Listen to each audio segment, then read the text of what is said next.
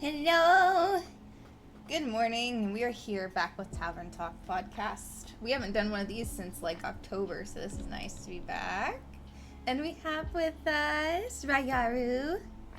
And we have we got some topics today, man.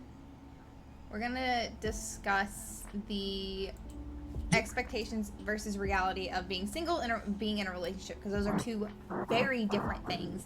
And a lot of the time, the expectation and the reality don't exactly line up. I think a lot of it has to do with books, but we're going to deep dive into that. And we have with us Rayaru. Good morning, everyone. So first, how are you doing this morning? You got coffee and all that stuff? Are you Yeah, I got my vibing? coffee.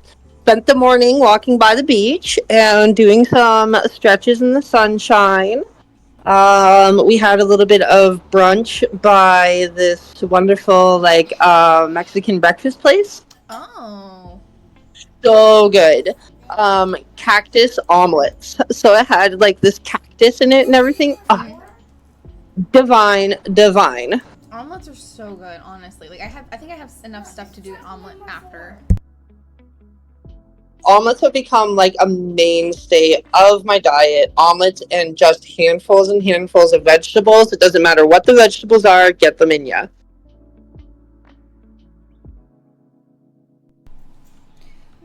Oh yeah, it's definitely when you get that good omelet. Oh, and you definitely need the cheese. I don't think I could ever be full vegan because I am addicted to cheese. You're addicted to cheese. I love cheese. Cheese is really good, but we gotta get on topic, right? We got definitely. Yeah. So today's topic. So, expectations versus reality, single versus couple. So you've been, and I will say this, and this is probably going to be of like a really touchy thing. If it is, let me know. This is I gonna apologize. be This So is going to be kind of like the Ryaru tell all, I think. We're going to be talking about relationships. I don't think I've so ever talked openly or publicly about any of my personal relationships in my life at all. oh yeah. So it's going to be interesting. Oh yeah, I think one thing, and I will say, and I don't think most people realize this, is expectation and reality for relationships. Like part of it has to do with your like what you go by. Yes. I will say And I think this. also part of it too is like what you've witnessed yourself either growing up and developing or through media, um, and that sort of thing as well. I think those types of things build up a lot of expectations within both being single and being within a relationship. Oh yeah, like I've seen. I think, um, in age depicts a lot of it too. Age definitely plays a huge factor, I think, in the expectation and reality of relationships. Yeah. And like I've seen, and I think as a female, I can't really speak much. As a woman, I can't because I haven't, I don't have those expectations that some others do. Um, that Well, there's like a huge expectation for as women we have to look good all the time, right? But for yes. men, And I think especially it's if you're single. oh yeah, and I A think single woman needs to be like her prime, like, and this very goes to the expectations put on by society and media and that sort of thing. You're expected to be like at your prime, fit, like productive, be like pushing forward towards goals, self growth, like all of these different aspects, like working towards some kind of career or something. Like there becomes a lot of expectation put on. um I can talk from both sides, from man and from a woman's perspective, yeah. because I've kind of lived both. For anybody who is just tuning in and doesn't know, I am a transgender woman from Ontario, Canada.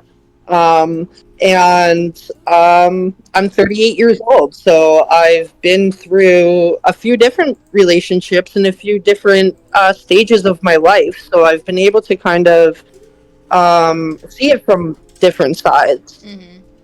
the expectations put on a man, especially the expectations to kind of be this like alpha kind of figure, be making lots of money, be like self-sufficient, yet also be a provider, um, like having the muscles and stuff like that. That becomes a huge expectation put on a single male, Yeah, and yeah.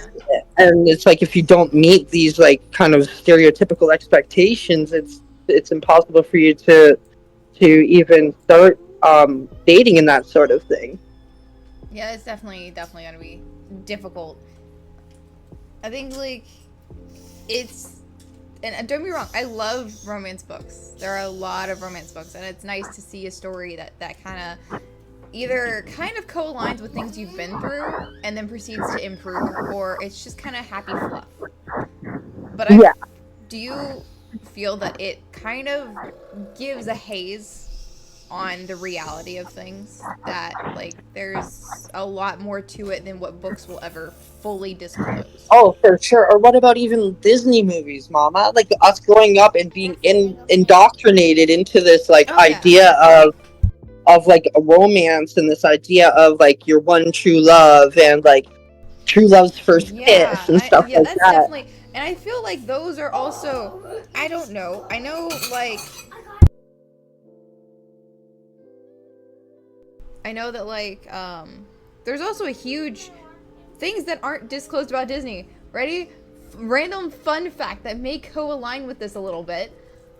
A lot of the princesses in Disney were under the age of 18. Yeah, And a lot of the princes were either close to 18 or over 18. yeah, There was a lot yeah. That that's yeah. and that kind of does set up as well like a paradigm within the mind that like women have to look for older men, and like men have to go for like a younger woman, It's and we're gonna it like fix that. I can't fix oh for sure. that. I can't fix that. My husband is older than me, but I think a part of it has to do with the maturity of both parties. True, A true. man does not want, correct me if I'm wrong, but most men do not want a woman that is constantly childish. No, 100%. um there has to be a certain level of maturity, especially Yeah. in a actual like relationship, right? Yes. I mean, you can have your flings and you can have your like whatevers that can just be um like what I say is I put up barriers of cotton candy and glitter. I love So it's that. kind of like some guys or some people, because I'm starting to feel like I'm more pan than anything, Hmm. but some people don't get through the cotton candy and glitter with me, so they don't get to see any of the more mature sides, and they don't get to see any of the like deeper sides of me because I just kind of stuff them out with the fluff. Okay, And that's that's also like um finding somebody who you can connect with, hmm. who can be patient enough to allow you to get comfortable with bringing those barriers down and bringing those walls down. Oh yeah, that's got to be a very difficult thing, especially because especially if you have been hurt in the past, it gets so difficult. And I think that's one thing, and it pisses me off because there's a lot of women, and I'm just this is probably going to be the worst thing I'm ever going to say. There is a lot of women that do not deserve good men. And the reason Yeah, I'm saying that is because they take these really good men and they get them when they're young. It always starts when they're like early 20s or teenagers, right? They guys, if you've been through this, I apologize. I'm so sorry. But they get these women that they don't really understand. And men, some men do it too. Both sides here are at fault, but I have seen this happen way more often with guys, I think, than girls. And it bothers the fuck out of me. They get this person in their life, right? And they die, like, they give everything. This is like a full all in kind of commitment thing, right? To this yeah, person. And this person does not give that back. Not even a fraction of it. Instead, they put on this fake pretend, and then they break that person's heart. And what is a guy Yes. supposed to, in my opinion, what are you supposed to do with that? As a guy, you're not, you have all these stigmas, so you're not supposed to cry. You're not supposed to show that hurt. You're not supposed to do a lot of things according to society. I'm doing quotation marks because my hands are like, yeah, little quotation. Just this, Literally. This is like and all what do you, like quotes. and I hate that people do this. And I saw this all over TikTok at one point where everyone's like, well, guys did it to themselves. Yes and no. Because if you've been hurt by someone, what are you going to teach your kid so that child doesn't have to suffer like you did? What are you going to do? You're not going to sit there and tell your kid, oh, well, it's okay to go through the same pain I went through. Because that was horrible. And even though I wouldn't wish that on anyone, I want you to go. No. You're going to be like, listen, don't put your full faith in somebody because you can't trust them. And so it's a yes and no on, well, guys did this to themselves. They had no choice. Yeah, I mean it happens to women too. Like, I can definitely point out, especially growing up in a divorced family, I could see the break that happened in my own mother. After she broke up with my father, she became very jaded and very angry towards men. um she came out as lesbian, which is like, okay, whatever, right? But she ended up having a very deep resentment towards a lot of men because of the damage that my father had done. I mean, my father did damage to us all, right? But I could definitely see it play out within my mother as this deep-seated resentment towards men. And I think that in itself builds a whole different type of expectation versus reality. Especially witnessing it growing up, it becomes really hard to kind of navigate. um, Oh, yeah. I grew up with fears of commitment and fears of being attached, and it was very hard for me to connect with people on any kind of deeper level. Mm-hmm. um, but I mean, that's also, if you start a relationship based off of expectations, then you're going to end up starting to push each other, yourself and your partner, into roles. Mm-hmm. And as you try to play out those roles, if they're not who you are as a person, it becomes very taxing on your spirit. Mm-hmm. And so you're constantly trying to live up to these expectations of your partner, or your partner's trying to live up to expectations you have of them, and it ends up causing a lot of friction within the relationship, and it causes you to feel like you're giving up yourself, and it causes you to feel like you're removing yourself, and it becomes less of a me and a you and more of a we. And when that happens, you lose self-identity and you lose self-empowerment. And I think that is a huge thing that nobody really realizes or even stops to be conscious about, is the fact that when you enter a relationship based on expectations of what you think a relationship should be versus just connecting with a person, then you end up having this thing where you're not yourself. You're an entity on its own, and within that entity is where you lose yourself completely. And that's where it's like you end up not being able to explore who you are. You end up building a fake self to fit into that relationship, and it takes away from the actual genuine feelings, because you're just each playing a role. So you're just role playing, you're playing house together, you're not actually connecting and sharing in an intimate experience in the present. You're just living in the future or living in the past based on the expectations that you have. Oh, yeah, I have to 100% agree. And I know that, like, as a woman, when you've been hurt deeply, it get, like, that female masculinity is such a big thing. And it's because, like, Yeah. you get put in that position where you're like, okay, well, if someone doesn't have my back, I got my own back. I can take care of myself. Like, I am a I am a badass bitch, right? Like Oh that's yeah. I'm a fucking badass woman. Even if like, and if you're a single mom, oh shit, you are eating the fucking world for breakfast. If you're a Yeah. single parent in general, you're just fucking you're devouring. I don't. It's hard being a parent, and I'm married, and it's fucking difficult. I cannot imagine how hard it is. It's really hard. It's Yeah. really hard. And I found in all of my past relationships, because I was always trying to either put somebody in a role or be the role somebody wanted me to be, I never was ever able to find out who Raya was. I was always being somebody else. I was always being a provider. I was always being a protector. I was always being a caretaker. I was always being like that whatever whoever needed from me.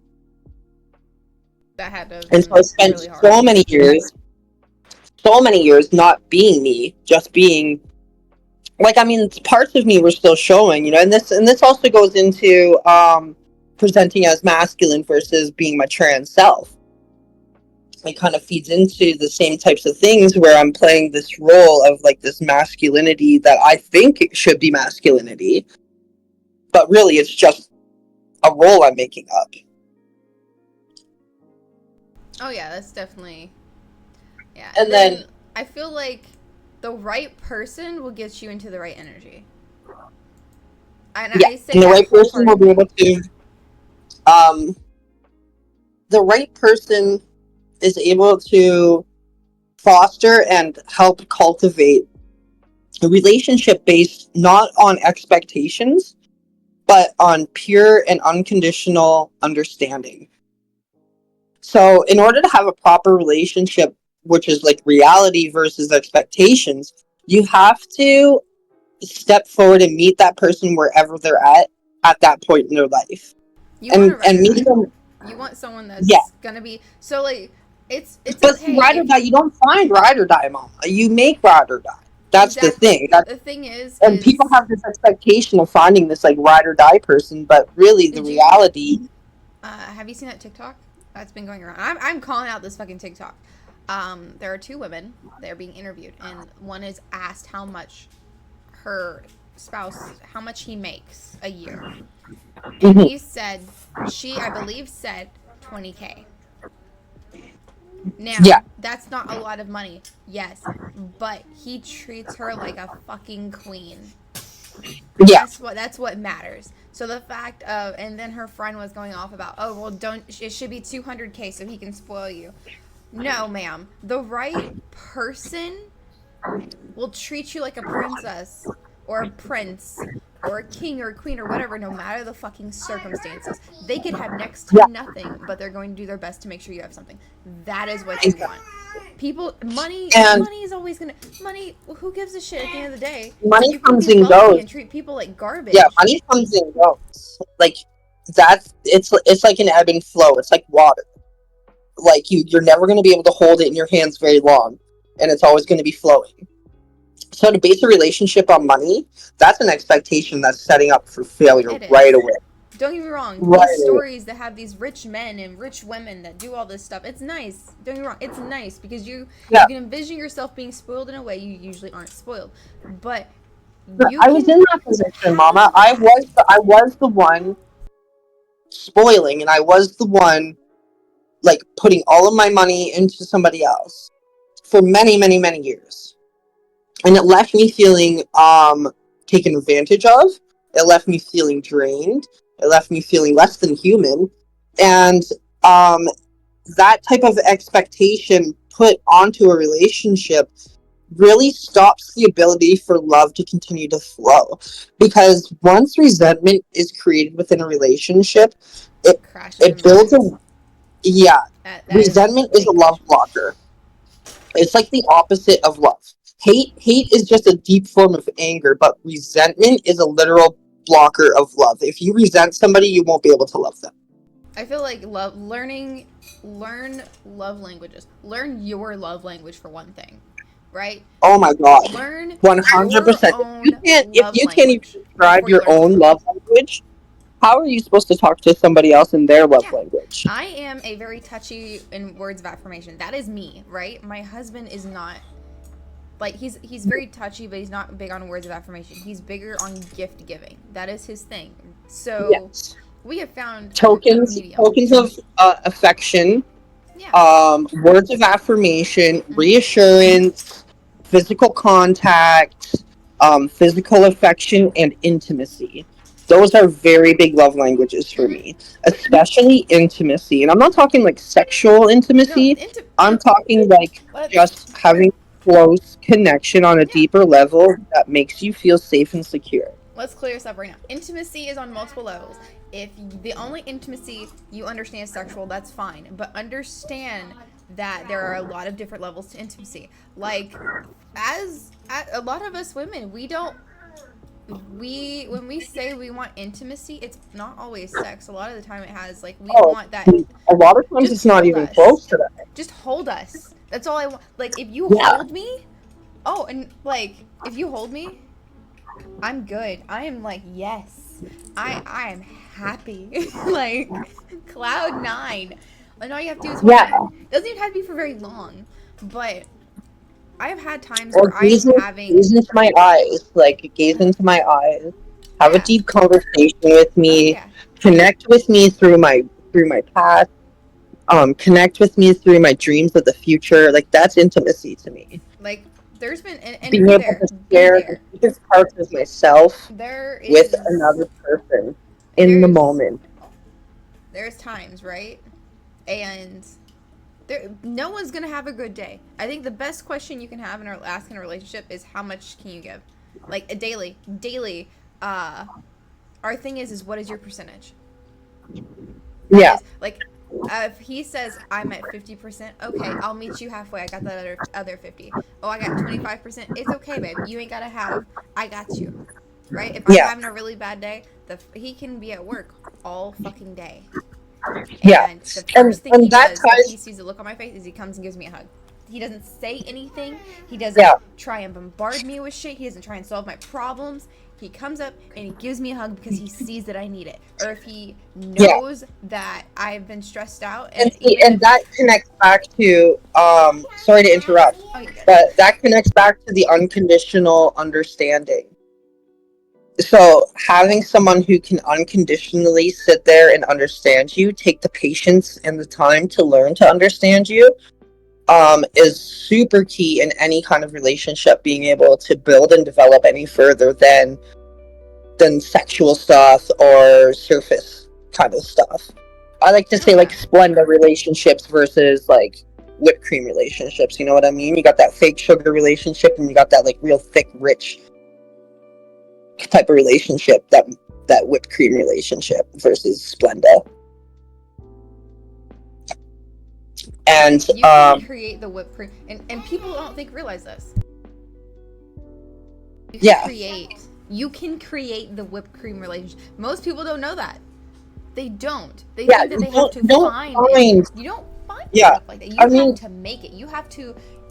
Are two very individual people. You have to find those connections to each other, and then you get the comfort. Like I am still a very masculine woman, right? yeah, But if my yes, husband gives me a certain look, I flip.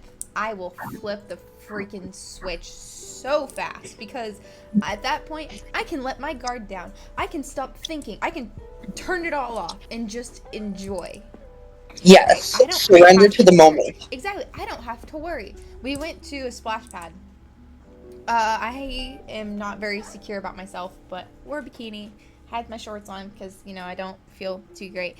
But anyway, we took our little one out. Hi, baby. Speaking of little one, and I gave you this shovel. I gave you oh, thank you for the little shovel. It's made out of Legos. It's cute. Oh, Yeah, I made it long. So we went to the splash pad, right? He did not hesitate to take over the situation so I could do my thing and I could relax. And he, the entire time, took care of our son. He didn't ask me to. He didn't make a fuss about it. He didn't show anything at all. He just knew I needed a bit of time where I wasn't chasing after a toddler. And he just took charge right then and there. didn't even hesitate. Here you go, a pet. Yes. Here you go. And I think also another huge thing is the open communication, free of judgment. Um, if you're in a relationship with somebody where you're scared to communicate your feelings because you don't know how that other person's going to respond, like I can say for myself in past relationships, communicating how I was feeling, especially when it was a negative emotion, would often be met with hostility. So if I was upset or sad, if something made me sad, I would be met with hostility or aggression for that sadness that would make me shut down. So I would stop expressing myself fully and completely and started masking a lot. And that's another thing too. If you have things like neurodivergence and stuff like that, that makes relationships even harder because you're trying to cope in a neurotypical relationship setting with neurodivergence. So having somebody who can understand your neurodivergence as well allows for you to be more calm and relaxed in the situation. Knowing that I can speak from like my present situation, knowing that I can have moments of my ADHD where I need to stim out, where I need to be fidgeting with something or dancing and making silly noises or stuff like that. It brings another level of calmness that allows for me to be more relaxed throughout the day. Being able to express when I'm feeling stuff. This is a good example. Oftentimes in past relationships, I would say things like, "You're not loving me enough. I don't feel wanted. I feel," or like, "you hate me," or constantly apologizing for things. Versus being able to say something like, "I'm feeling vulnerable in this moment, and I need some reassurance." You see the difference between those two? Oh yeah. Being in a relationship, you have to express I can where tell you you. can express yourself on a blunt level, like, "I'm feeling vulnerable, I need reassurance," and having to fall back on these like cover statements like, "You don't love me enough," or "I'm not wanted," or "I'm not good enough." They're seeking validation in both of those scenarios, but one is way more healthier because you're plainly stating what you need exactly and not putting extra pressure on another person to try and figure out, why are you saying you're not loved? Why are you saying you're not worthy? So having that open communication and being able to communicate your emotions and learning how to communicate your emotions properly. If you don't know how to vocalize your emotions, how are you supposed to know that you're feeling vulnerable when you feel like you're Oh, not being there? exactly. Like, we had an instance yesterday. I'm gonna be open. We had an instance yesterday. He likes head scratches. I think most people like head scratches. They're just so nice. Yeah. Anyway, Danny DeVito. We gonna get into that one because I have, yeah. And he kind of, and I thought for me, I interpreted it differently. What I'm gonna say, he kind of like shoved my hand away. I am And so sorry. My caseworker's calling me. oh, okay. Yeah, I am so sorry. I need to take this. No, go. She'll be back in a bit. Before we continue, we can talk about Danny DeVito. I have nothing against Danny DeVito. I kind of like Danny DeVito. That's just a me thing, though. I mean, Danny DeVito's pretty chill. I like him as an actor as well.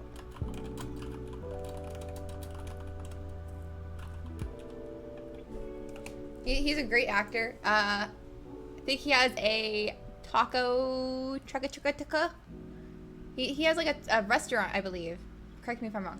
I swear he has a restaurant though. Does he have a restaurant? I think so. I think he does. And I think it sells tacos. Someone check. Does Danny DeVito have a restaurant?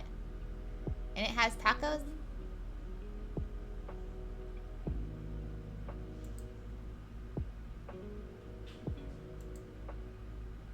Let me know.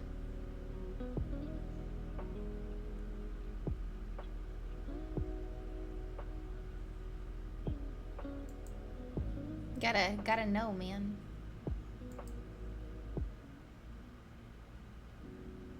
No! Okay, that kind of makes me sad that it went south for him.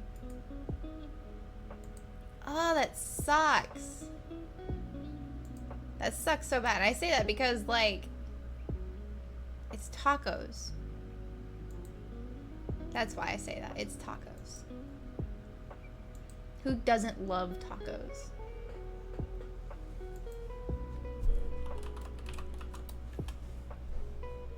He lent his name to it. That's okay. Gotcha. You know that song? I see what's happening here. Okay, so this is, while we're still waiting for Rayara to come back, this is also another time for anyone to ask any questions for myself or anything like that. Wait, your dog wears a diaper? It's okay if your dog wears a diaper. I just found this a little bit interesting. Interesting. Interesting. I have coffee, iced coffee. I'm gonna wait a minute and then I think we're gonna start reading a little bit of Am I the Assholes? We have those for today. Oh, okay. The poor thing. Oh, poor girl. That's a trying time, man. Really trying time. I can tell you guys the incident that occurred, even though Ray already stepped away. So basically, I kind of shoved my hand away, and I took that differently than it was meant.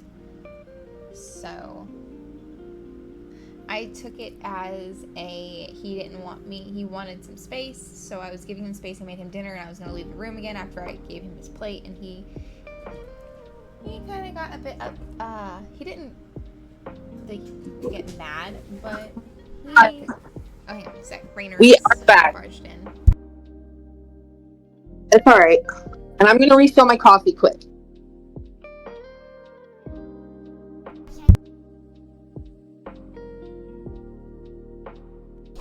Sorry.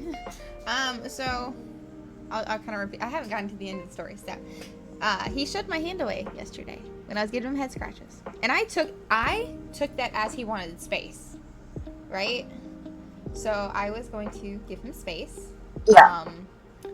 And I made him dinner because we all had a little bit individual things because he brought home ribs for me from his work.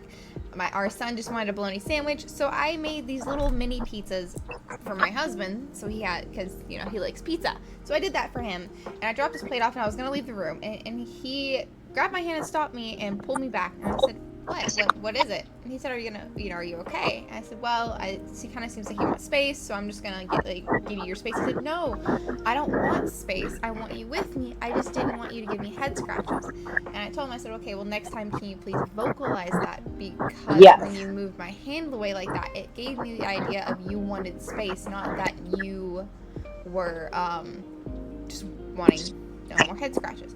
And he apologized, and he said, "Yes, next time I'll make sure to tell you verbally instead of just kind of doing what I did." And that's the huge thing is communication. Just simple things like that. And if something upsets you, making sure that there is an ability for you to voice that if something upset you or made you feel a certain way.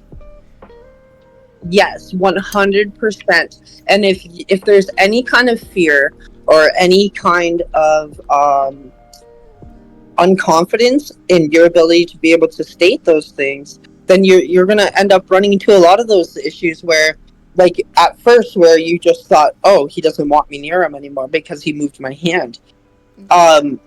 Being able to communicate something like that is very, very important to having a relationship based in reality. Yes. And not a relationship based in expectations. And being willing to make a compromise. That's definitely another thing too. I just asked him, "Hey, next time can you vocalize it?" And he told me, "Yes, I will make sure next time I vocalize it." That's another thing is being willing to compromise for each other, and I think this translates over to being single too, because like just being single, the people you surround yourself with need to also be willing to everyone compromise in the friendship to make sure no one's uncomfortable. Yeah. But I feel like your friend group does, in a way, kind of dictate how you Well, search for relationships a little bit. relationships like can expand beyond just like a partnership. Oh You yeah, know, your like friendship plays such a big role, especially if you're looking for someone that's going to be a partner, because that, depending on how close that friendship is to you, that's going to have an impact no matter what on any type of partner relationship.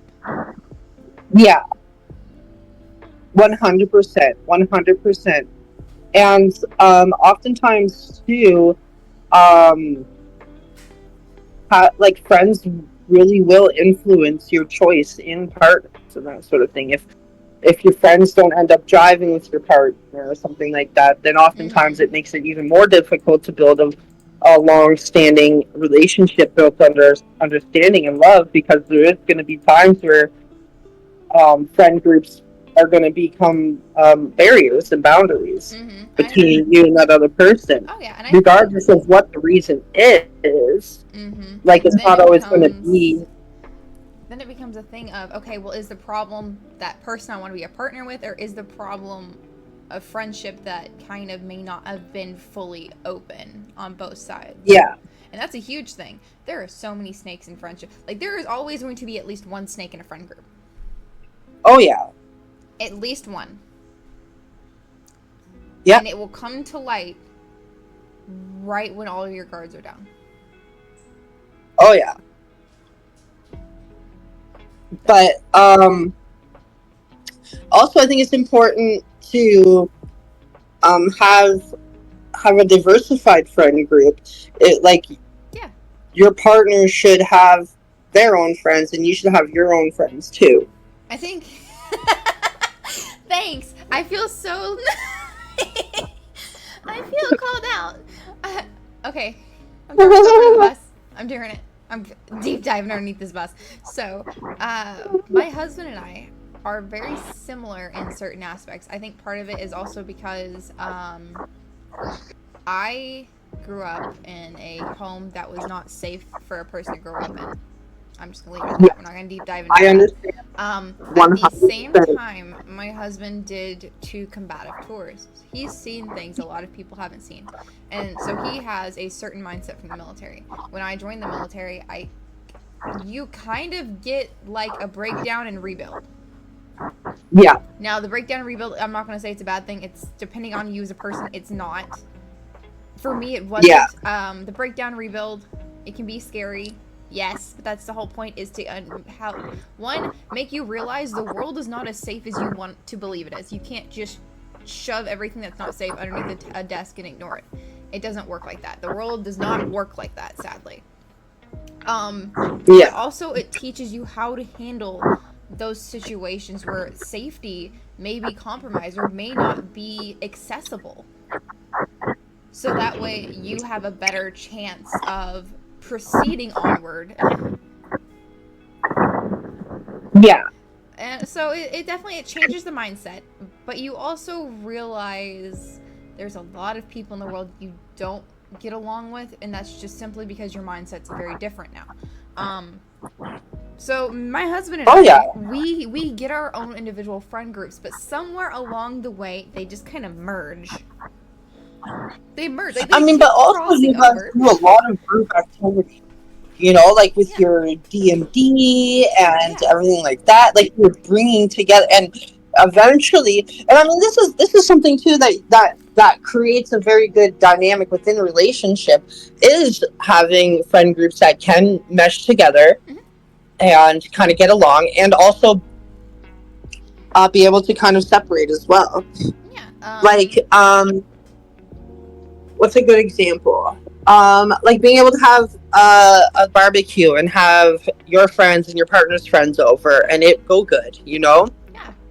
But then at the same time, you still being able to just go out and do your own thing at certain times, and that's that certain thing, so that you're able to give yourselves a bit of space and give yourselves a bit of time away from each other, and be able to continue living um, independently as yourself, because that ties back into giving up so much of yourself that you no longer become a you and I, you become a we. Yeah, and that's what And you want. yeah, you want to be able to maintain your individuality while not being alone. Oh, And I I got think a some. lot of people, the expectations of a relationship are that you lose your individuality Mau ambil and you apa? make it all about a we, and you make it all about us and what we're doing and what our 5 year plan is and what our goals for life are. And you lose that individuality, and that's where it causes a breakdown, because you're not communicating as yourself anymore. You're communicating as a dual entity, trying to guess what the other half of that entity wants and needs at all times. Exactly. Is that no? Whereas if you're able to come together and still maintain your individuality, it also enriches the relationship a lot more, because you're bringing a kind of a dichotomy between contrast and complementary things that allows there to be um, an enrichment, allows there to be um, interest and dynamic abilities within the relationship. Like if you're both just loving everything together and hating all the same stuff, it becomes like boring, you know?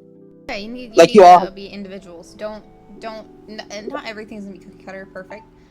I'm gonna say this, and this is gonna be oh god, this is a thing. This is a thing, and we try and deny it, I think, and or we embrace it, and it just never changes, right? yeah, So if you're a guy and you're single, I've heard that there is this thing of, oh, if you're sleeping around, you get like all these compliments and stuff. If you're not, you're considered to have a stick up your ass, or there's a whole plethora of things you get, if you're not messing around with a bunch of women or men and shit. And then if you're a woman and you don't sleep around, you're a prude, right? Because you want to wait. yeah, But if you do, you're a whore. yes, Why is this a thing 100%. about sleeping around? So, like, for instance, as a guy, for guys that complain about women being whores, do you not understand that you are part of the body count? Like, you're sleeping with women. You're sleeping around Yeah, with women. You are contributing to the body count. Shut the hell up. You can't talk. You can't and say it's anything. like, and You the are thing is that pissy. as a lot of men also do it as well, and they don't get the same lashback Yeah. as No. um No. the female identifiers would. And Um, explain to me this. even Why? being Why? trans, even being trans, people automatically assume you're more of a slut and you're more promiscuous and you're just a sex fiend. Like Um, it becomes an intrinsic belief within most of society. I've noticed, like, people just automatically assume I'm a freak. People automatically assume that I'm into all sorts of weird sex and stuff because I'm trans. I think And part of that doesn't help, really doesn't help, Yes. is, and I was appalled by this behavior. You know about how, like, the giant pride parade that happened? I will say I was very, very disappointed in some people's behavior. Explain to me why, for one thing, there is a this is what pisses me off, because this leaves a bad mark on trans people that it shouldn't. Explain to me why there is a male to female transitioning, right? He still has his body, he has not had bottom surgery or anything like that. Why he's almost completely naked, laying in a kiddie pool, asking people to piss on him in public. That is yeah, painting the worst picture of people in that's the just, community. yeah, that's just weird altogether. What is wrong with you? And then you want to Yeah, backlash and be like, oh, well, trans people are treated horribly. Yes, because people give that impression. Why would you do yeah. that to a community that has such amazing people in it? Like, why? Can people not live their lives if they're trans? Can they just not peacefully live their lives? Like, why are you making such a huge spectacle when there doesn't need to be one? Like, Yeah, exactly. there was And children. that also breaks down to like representation, right? Yeah. There's not enough representation of trans people in a like positive, healthy manner. I mean, it's getting more and more and more every single day. But the fact is, like, even like 10 years ago, there was no representation of trans people in pop culture or Go in the back even spotlight. further. Go back even further than that. And Yeah. those people were, and this is gonna be hitting a huge thing. And I don't mean any of this in a harsh way at all. I know that there was a public interview done with a person that was a bit older, more into their like 40s, 50s, that was trans. I think they're still alive, so we're just gonna go with, I hope they are.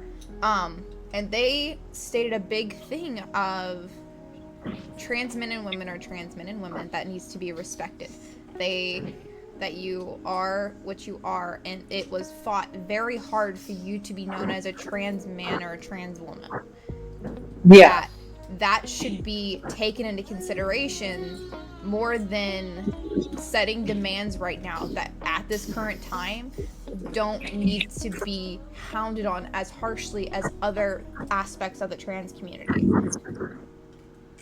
Like, we should be reaching, I feel like, to find a more common ground with everybody than trying to push and push and push on barriers that don't even need to be pushed right now. Yeah, exactly. And it makes everything harder, especially if you're single. Like, you, as a single person in general, there's all these expectations, right? You have to have a good job. You have to, which jobs are, have you seen the job market? Have you seen the housing market? Hello. Literally. So, like, there's these check boxes that men and women have. Yep. That men and women have, right? Don't get me wrong. Not all of them are bad check boxes. Some are like basic freaking check boxes. Everyone should have check boxes, not gonna lie. Have some standards. Have standards. Yeah. But also understand where you're at in this world. Okay? Understand where this world is at, where your environment is at. You can have your check boxes, but keep them realistic, because there are some very good people that are single, but because they don't meet like what 1-2 check boxes, really, if it's not a bad, if it's not like an absolute necessity, I hope your check box is that they shower, though. That needs to be huge check. Oh my god, personal hygiene is not a check box. That's just normal life things. You shouldn't be like, I hope he just has normal hygiene. No, like like box, that can't be a check box. Yeah, that's just okay. Proper. Understand, if you're single, understand that like the books aren't always 100% accurate. You're going to argue. You're going to argue about the stupidest shit. Oh yeah. There's going to be the stupidest shit. We've had arguments about the trash getting taken out. Okay? And they're not like big arguments. No, they were like little, we didn't even like raise our voices or anything. They're just like little things. And it's like, you know, it happens. If you're not arguing with your spouse, then there's some deep-rooted problems that are being ignored. Yeah. Unless you're like just like able to reach this level of communication where. Oh yeah. Usually looks do it though. Usually you can. Yeah. Usually the argument doesn't go to verbal. It just stays between like looking at each other. This just looks that only you two understand. I've seen it with older people in their 70s and 80s, like older couples. I love it. I'm just like, oh, I want that. Which I heard you gotta do that, but. And I think also part of it too is having the ability to have a disagreement without it becoming over personalized. Oh, it's okay to disagree on how the garbage gets taken out, but when you over personalize it to the point where it's like they don't like me because of how I do this, then that can also cause the escalations within the conflict. Talk. A lot of internalized insecurities end up being portrayed and end up being acted out through random and not random. I won't say random, but through like little arguments about like trash, dishes, or stuff like. Those are those are other insecurities that are kind of being like played out in that role. T said, hubby and I have had arguments about what his unconscious self did when we were sleeping. Okay, wait, you mean like physically unconscious or like dream unconscious? Because those are, but I will tell you right now, we have had those. Now, if, again, we've had arguments to where sometimes it's like something stupid, like the chores. It happens. That's an argument most couples have, but that's also because deep down there's that feeling of, I just feel like I'm carrying more of the load. And it's best to express that sometimes than just being like, well, I need you to do this and you never do it and this and that. Like sometimes we'll try and catch ourselves, and if we see that we're getting heated, me and him have a thing of we walk away. We go into 2 different areas of the apartment to calm down and then try and discuss again later. That I think is and do it with your friends too. Your friends, you will argue. That's argue with your friends. Stopping and thinking Mm-hmm. before reacting emotionally, and this is something really hard that I've been learning myself just like pretty much within the past month and a half. Okay, I know what it is, but with estrogen, and you can probably notice this too since you've been transitioning and stuff. With estrogen, the emotions are so much higher. Oh, 100%. Not that they're higher, it's more like they're more reactive? Like you just feel everything lot more. And I don't know if this has to do with the fact that while I was masking as masculine, I was pushing down a lot of my emotion and hiding a lot of my emotion to man code in a lot of situations. Yeah. So I feel like after coming out and being able to like finally accept myself for the feminine I am, then I just started feeling all my emotions more, and they all started presenting more and stuff because I felt like I was more allowed to, and I was more like, it was more acceptable now for me to be able to express all of my emotions. Silver Paw made a good couple statements. She said, and sometimes you have to be patient because a lot of times people don't realize how their mental illnesses affects their reactions and how they see things. And emotions add in rejection sensitivity disorder, and that makes everything from 10 to 100. 100%. Honest, yes. The thing, and this is something that even friendships have this. If you are single, you may not have this in a relationship, you will have it in a friendship, 100%, without hesitation. And it makes it so hard to meet people to even consider a romantic relationship.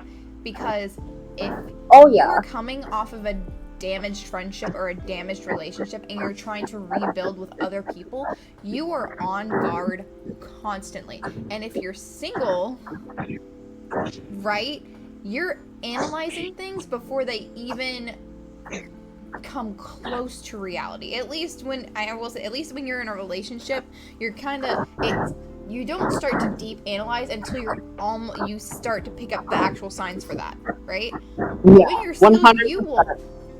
When you're single, you will hunt for those. You will literally hunt for those harder than anything else. Yeah, I think, and that's a really good point too. Like, being able to find somebody who can mesh with both your psychological, mental conditions and where you're at, and this ties back to like meeting you where you're at right now in your life, and being able to understand and accept that and move forward with you. I like to just call it like my neurodivergence because there's a whole bunch of shit, right? It's the CPTSD, it's the ADHD, it's the GAD, it's the depression disorders, and like all of that together, I just call neurodivergence. Let's just put it all under that. Let's not like start splitting hairs. But having somebody who can meet you at the point you're at within that and be able to communicate with you through those types of things allows for there to be a reassurance within the relationship that brings a calmness to your symptoms. Like my Oh yeah. PTSD, when I'm getting reassured, my PTSD calms down because I'm now being reassured in the ways I need to be reassured. So then I'm not triggering as much. I And will. having um, trigger warning, Okay. um, being being abused the way I was abused as a child, it made it very hard for me to have intimate moments with people without feeling overwhelming shame, overwhelming anxiety, panic. Um, I never really had very good boundaries to begin with. And that caused a lot of issues where I was feeling taken advantage of because I wasn't stating what my boundaries were. And that's another good point here we're coming across, is Yeah. boundaries. And as we're discussing this, keep this in mind. This isn't just about romantic relationships. Yes, we're discussing this in a romantic relationship setting, but understand that a lot of this applies to friendships. So if you don't have a romantic partner, a lot of this applies to friendships because friendships are very close to you and they require boundaries, they require communication and understanding and trust and working through things and having someone there for you just as much as you're there for them. Yeah, and Friendships and family Tiana's got a very relationships are, yeah, they kind of all mesh together in that, I yeah. believe. Tiana's got a good point here, saying doing the emotional homework on yourself. If you're not working on yourself, you can't expect other people to do it for yourself, and that is so true. If you don't even know your own emotional homework, you're never ever going to get your wants or needs met properly by somebody else because you're not being able to vocalize what you need. If you can't do the emotional homework on yourself first, you're never ever ever going to be able to connect with somebody else because they're always 100%. going to they're never going to be meeting your needs. They're never going to be meeting your wants, and you're always going to be um, trying to make them understand or validate or reassure things that are going to be coming out. And like we were talking about earlier, like saying, instead of saying I'm feeling vulnerable, you say I don't feel loved. Instead of saying I need reassurance, you say I feel worthless. And that's Yeah. the emotional homework. I think another thing Figuring is out, like wording. Understand your wording as well because there are yeah, some things you mean to come across one way and you word it and it comes across completely different. Whenever you're expressing your emotions and stuff, be very clear on your wording so it can't be oh, cross interpreted. Don't 100%. because then if 100%. make sure it's understood that you're not wanting, especially unless like they do something where they need to take full blame. It's almost never going to 100% be one person's fault, and that Oh, works in friendships 100%. as well. Like 100%. I have a friend, and I'm gonna tell you right now, she is one of my best fucking friends. I am a ride or die for this woman. I am not even kidding. She has been there for me for fucking years. I would go to prison for her. That is how deep my friendship is with her. This is a woman I Yeah. love more than anything. She is my sister in all but blood. And she asked me, she said, hey, I have a question for you. I said, okay. She said, I know it's late, because this was like 3 a.m. She's like, I know it's late, but she said, am I a good friend? And I said, and I was like, wait, what? Like this, it caught me off guard. She said, can I have your honest opinion? I was like, okay. And the way she said it was just, am I a terrible friend or a person in general?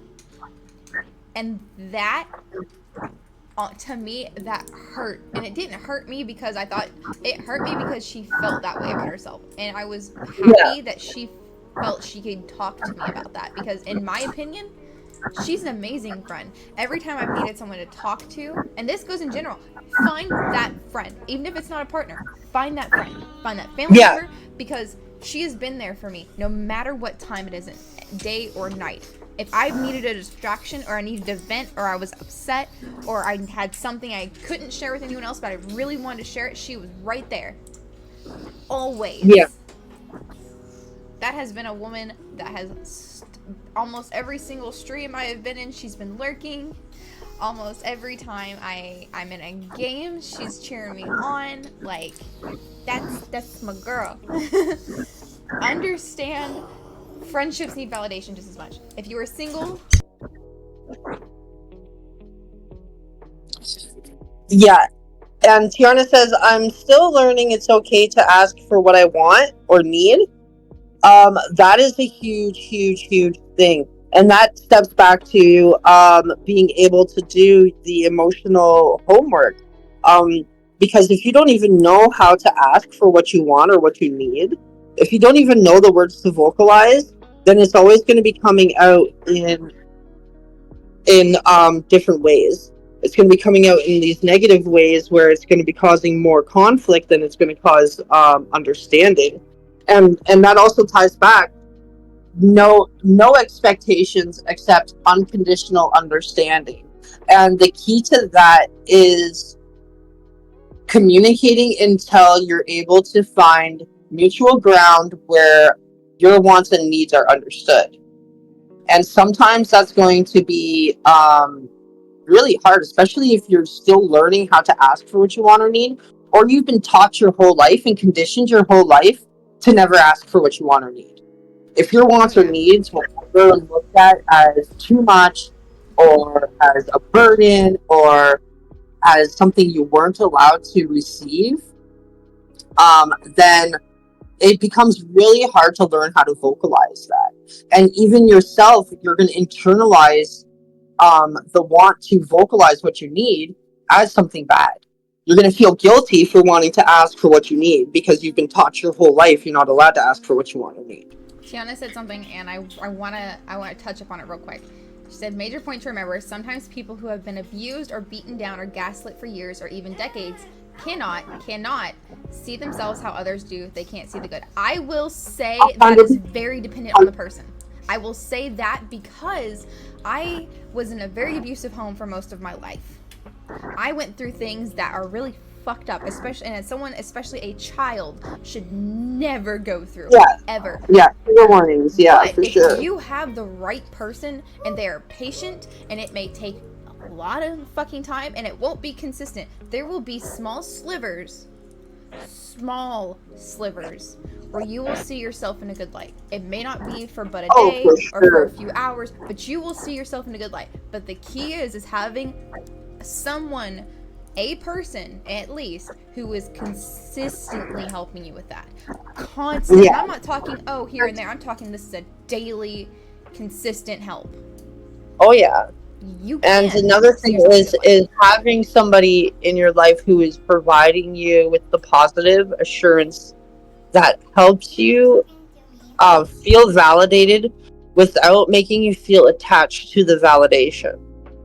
Because if you haven't received validation your whole life and you start receiving it, it sparks a level of dopamine and serotonin and oxytocin inside your brain that becomes super addictive. And so then you become attached to validation itself, and you keep seeking more and more of that validation.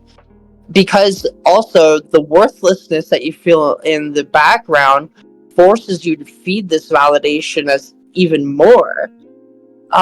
So and like Tiana said about doing the emotional homework, I really love that term itself.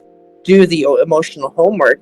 It allows you to start seeing that you're whole and that you're complete and that you have everything inside of you already, and you don't need to constantly seek out the validation from others. And that's when the validation and the reassurance becomes part of the healing versus part of the continuous attachment to the past trauma loops. Mm-hmm. And it could take, and it could take anywhere from a year to 10 years to 20 years. It can take a long time depending on the individual. Tiana Exactly. said, I was taught it was wrong to ask for anything. That's fucked up. Just gonna add that there. It's hard for me to ask for help, and I didn't have any really good models for anything like communicating. As for seeing the good, my family growing up didn't validate. They pointed out only what I did wrong. I can understand that. Yes. I think Ryaru can too. I believe both had it in our family. We've both had it, I believe, in our family, to where asking for help led to being made to feel guilty for asking for help. Like, they made it seem like it was just such a chore to do anything for you. They made it this big thing of, oh my god, why do I have to help you, kind of thing. Like, it got blown way out of proportion. And so it turned into a thing of, well, I just won't ask you for help because it seems like it's just an issue and I don't want to cause issues, so I'm just going to do it by myself. Yeah, you start seeing yourself as a liability to the family instead of an asset. Yeah, and I felt that way And for until I met my husband, and that's when he me started working with too. me. Me too. Me too. I felt that way so much growing up, Oh, that's and so awesome. even started to see it play out within different relationships that I was in, where I was continuing to It carried over. um, yeah, seeking this extra validation, seeking this extra acceptance due to the validation and acceptance I never got growing up. I am really, really sorry, Mama. I am gonna have to be getting going because I got some appointments I need to hit up today. You're good. Thank you for being here. You are so welcome. Thank you for having me. I really appreciated this time to be able to open up more and have honest discussion with you about some serious, actual, real topics that people should be discussing more. Oh yeah, I know. Next week's topic we're gonna have Jinsei Kihara, and we're going to be discussing the changes in the gaming community because it has been a huge change just in the decade alone. Gaming has changed. It's changed very drastically, Oh, very dramatically, and it's had a large impact on not just the players, but those that are close to other people in the gaming community. So that's going to be a huge, huge topic. super excited to hear about that. Yeah. A big special thank you to Tiana Silverpaw for coming in, and we really appreciate you sharing and being vulnerable with us for this time. Really proud that you're learning your attachment disorder and the abandonment. That's and how to combat them. That's a huge step. Yeah, Proud of you for that. for sure. You're doing the homework, Tiana, and we are so proud of you for that. And I know that you're going to be able to find more deep and more connecting relationships, both with friends and with partners. Um, and another thing I really want to emphasize for everyone is even if you're not perfect right now, and even if you still have growing and healing and learning to do, you're still perfect. You are still whole and you are still complete, just the way you are. And you have everything within inside of you to continue moving forward. So Yes. never ever forget that. Never forget that you are not alone. Never forget that we are always here for all of you, and all you have to do is reach out. Yeah. I know. Rari's got to get going. We can do a couple "Am I the Assholes" because they are actually kind of interesting. The ones I have found. You so much, Mama. I have to say, Yeah. you have been such an influence on the woman I've been becoming, on the person that I'm growing into. This this time I've had knowing you has been so influential and so changing to my whole freaking life, the whole paradigm of who I am. It's been really blessed, and I want you to know I really appreciate it, You're and trying I to make me really am cry. grateful. I am so grateful for everything you do, not for just me, but for everybody else around you. Every person you touch in this world becomes more loved and more filled with light because of you. Oh, So thank you. thank Seriously, you. thank you from the bottom of my heart and every fiber of my soul. I appreciate you. Of course, I'm glad we could get you in here. Yes. We did this back in October. This was a thing that you and I used to do, and then Yu's had a lot going on lately, and he was very busy, so asked if we could take it down. And I've missed doing podcasts, so this is nice to have it back. Yeah, it was really awesome to be able to open up about myself more with you and share some of my actual experiences. I know I'm usually very closed off and very private about things I've been through in my life, but I enjoy the chance to be able to open up to you and open up to everybody. I'm proud of you. You took a big step, especially by being in here and being willing to talk about a lot of stuff. I know down the line, if you're comfortable with it, I would love to have you back for a couple other topics that may be a bit more Yeah, hard hitting. But I feel yeah, like they're for definitely topics sure. that need to be discussed. Yeah, and anytime. I'm always comfortable with you. You always treat me with the utmost respect and love, and I will always love that. So, thank you so much, everybody. Thank you so much for tuning in today. I Thank do you for having me appreciate here, it. Mama. shout out Peace, for you. love, unity, respect to each and every single one of you, and I'll see you all again soon, okay? Bye. Okay, so Ryari was leaving, but I'm gonna do a quick shout out for Ryari because Ryari is a DJ and an amazing DJ at that.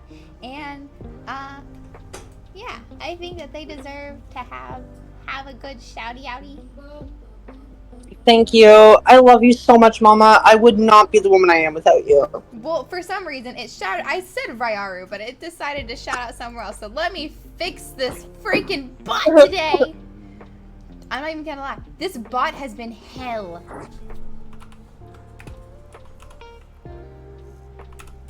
Like this. It's all one word too. Yeah.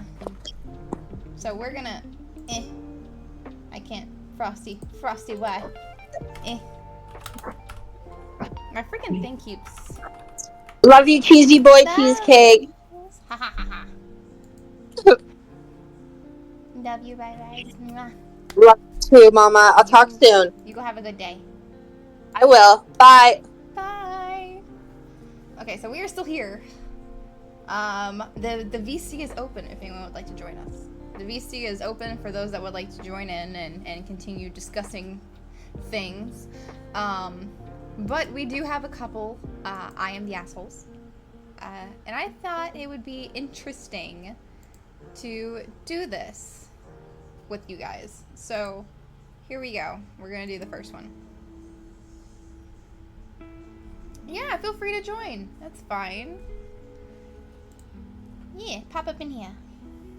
Pop it up, pop. Yeah.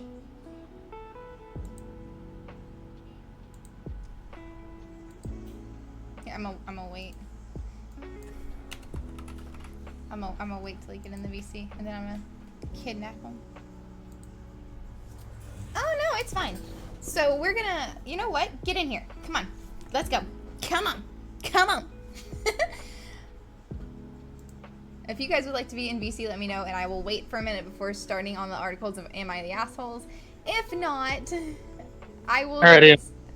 Hey, okay. Awesome, we got one person in here. Let me fix your thing. If I ever do this more, you should make my thing a little plate of cheese. I'm not making. That's gonna take me a minute. I'm gonna have to do something for now. I know if I keep coming on though. Yeah. Not right now. I will make your thing just a plate of cheese. We're gonna fix your little thing real quick. Dun dun dun dun dun dun. So today's. Oh no! Is... Danny DeVito's on the screen now. What? Danny DeVito's on the screen now. Oh my god. We have Danny DeVito. Of all the things, man, Danny DeVito. Yeah, it's my favorite. It's my favorite guy. A second to get this done. Okay, the reason I'm doing this is because it kind of keeps it. Okay, so we got it. Okay. So that should be done. Then. So let's get you. Wait, where are you? I'm moving things around. Give me a minute. I'm giving you a minute. Don't worry. I'm just. It's just fun. Very funny. You just had a big inflated picture of Danny DeVito. Well, you know what? Danny DeVito's awesome. I'm kidding. Well, I mean, he yes, is awesome. Okay, so we got. I don't have enough time to find the thing. I don't have enough time to Fine, give you could guys just some really nice things. So just bear with me, okay? Cool. We gotta bear with the Lucy. Yeah. We're bearing. Awesome. We're bearing. I didn't say bury me. I said bear with me. Not bury you. I said bearing. Okay, so we're gonna. Bearing with you. Okay. There we go. All right. So we're here. We're still here. We're still going, and we're gonna do the Am I the Assholes? I got 2 of them. You ready? I'm ready. Am I the asshole for double checking with my husband before making plans with a friend? No. Oh, this will be good. I, 26 female, have been married to my husband, 29 male, for 2 years, and we have a 9-month-old son. My friend Amy, 27 female, is normally a very fun friend, but recently I have been noticing that when she asks me to do something and I tell her I need to double check with my husband, she gets annoyed. I admittedly never really used to do this, but since I had a baby, it makes more sense to do, because if my husband was already making plans, it's not like we can just do our own separate things anymore. We have a baby to think of and need to plan to find someone to babysit if we'll both be out. This past weekend, I went to the movies with Amy, and after it was over, she suggested we go get dinner. This was originally the plan, so I said, yes, sounds good. Let me call my husband real quick. And before I could even finish my sentence, she literally stomped off and shouted, forget it. I was literally so confused, and she had drove me there, so I had to call my husband to come get me, and he had to wake up our baby to do so. The next day, Amy texted me a bunch of long messages and basically said that it's creepy that I have to let my husband know my every move. And it's rude to her for me to do that, because when we make plans together, my husband isn't invited, so he doesn't need to weigh in. I tried to tell her that I literally just needed to let him know where I was so he didn't worry, but she kept repeating herself and then insinuated my husband is abusive. First off, that's way off. Yeah. What the fuck? That is. First off, I would put the hurt on you him. need new friends. Yeah. First off, I would put the hurt on him if he ever tried to abuse me. And second, I don't think that's abusive to ask your partner to let you know their whereabouts. Like, I'm a mother, I can't just disappear. He also would never tell me, no, I can't go somewhere. Like, he actively tells me to go out with friends, but if I don't come home when I say I will, then I should at least call him to let him know so he doesn't think I'm dead in a ditch. I told Amy this, and she was not having it. Also, for context, there's context. Hi, Jen! There's context. Also, for context, Amy has only ever been in one exclusive relationship when we were in school. They broke up before graduation and never lived together. So maybe that's part of it, but she really seems to believe I'm being controlled and that I should just do my thing and not check in with my husband. My mom said for now on, probably just don't tell her I'm checking in with my husband, but still do it in text. But my husband said she's a disrespectful one and that I could do better than her as a friend. So, am I the asshole? No, you're not the asshole. No. Yeah, that is a terrible friend.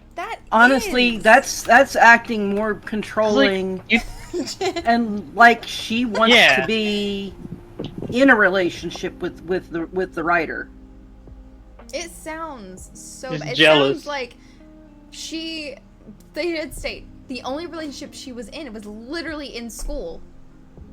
Literally in school. So she has no idea what she's in anything. It's like I have no idea what we're talking about. So we had Rayaro here earlier, and we discussed differences and expectations in reality of being single and in a relationship. Just basically kind of going over a lot of the things that are put in that shouldn't be, like how you know the stereotypes. Mainly, we went over a lot of the stereotypes. We went over a lot of relationships aren't just cookies and candy. And now we're reading a few Am I the Assholes? Oh yeah, there's a lot of work.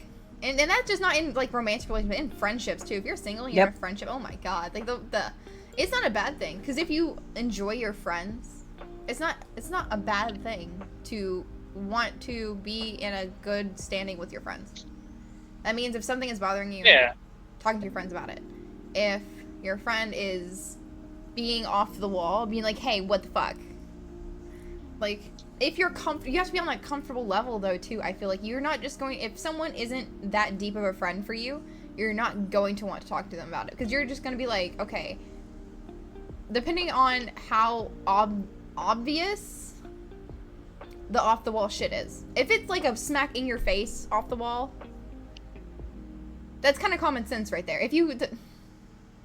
I shouldn't have to tell you if the off-the-wall shit is so off-the-wall, multiple people have brought it up to you, and you still playing an idiot, then that's, at that point, you're in a relationship with my medication. Jen said, I'm in a relationship with my medication. That's not a bad relationship to have. Just remember to be faithful. Yep, gotta be faithful to that medication, man. Oh no, here's another one. You ready for this one? Oh, I accidentally lost it. Hang on. Yeah, but another note too, as somebody who's married, and even with my partners, because we're poly, it's just consideration for somebody else. Yeah. To check with them. Like she said, he may have plans. Not only that, but like, what if you get, like, that's how you know if someone's hurt or not. If my husband, like, he calls me when he gets off of work. He calls me. He knows that if he calls me late, or if he, at a certain point in time, I start to get worried. Because I'm like, well, he should be kind of getting off work around this time. He should be home. He calls me to let me know he's okay. Because he knows if he doesn't, I'm going to worry. Uh-huh. Yeah, Like, it's that, especially like in the cases of somebody that's been abused. Exactly. First it calls you before calling me vouching. Wow. Wow, Jen. But yeah, I mean, it's no, not that's the something asshole. a lot of people don't think about. I mean, Not the asshole. heck, even with my partners, yesterday I was going to the doctor's and was like, I'll let you know when I get home. Oh, Because they don't live here, so they can't physically see that I'm home. Mm-hmm. And they just like to know that I'm safe. Yeah, that should be a thing. That, like, you, and as a kid, as you grow up, right? What's one thing your parents say? Call me. Call me. That's a huge thing. Yeah. Let me know. And before You're phones all right. were a thing, your parents were always like, well, where are you going? What time are you going to be on your way home? Like, they would ask this stuff before cell phones were a thing. Because if you're late, they know something could possibly be wrong. That is like, no, not the asshole. 110% No. not the asshole.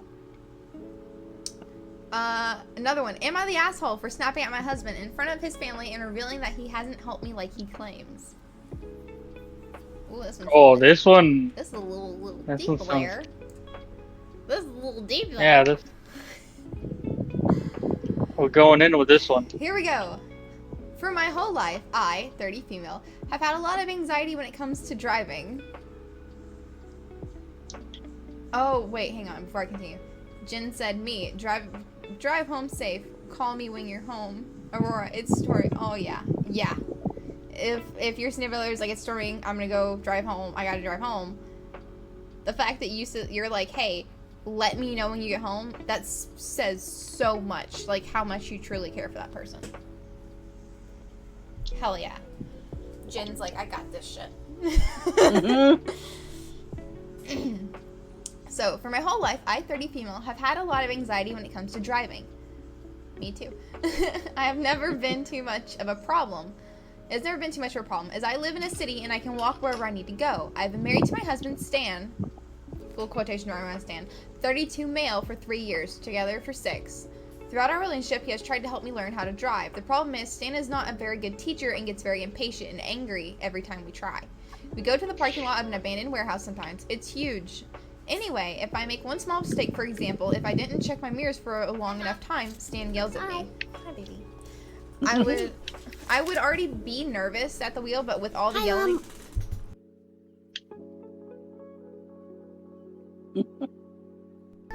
He's gonna sit here and say hi, Mom. But with all the yelling, it would cause me to break down and cry. I have a brother, Paul, 33 male, who I hang out with typically once a week. A few months ago, I was talking to Paul about how I want to learn to drive.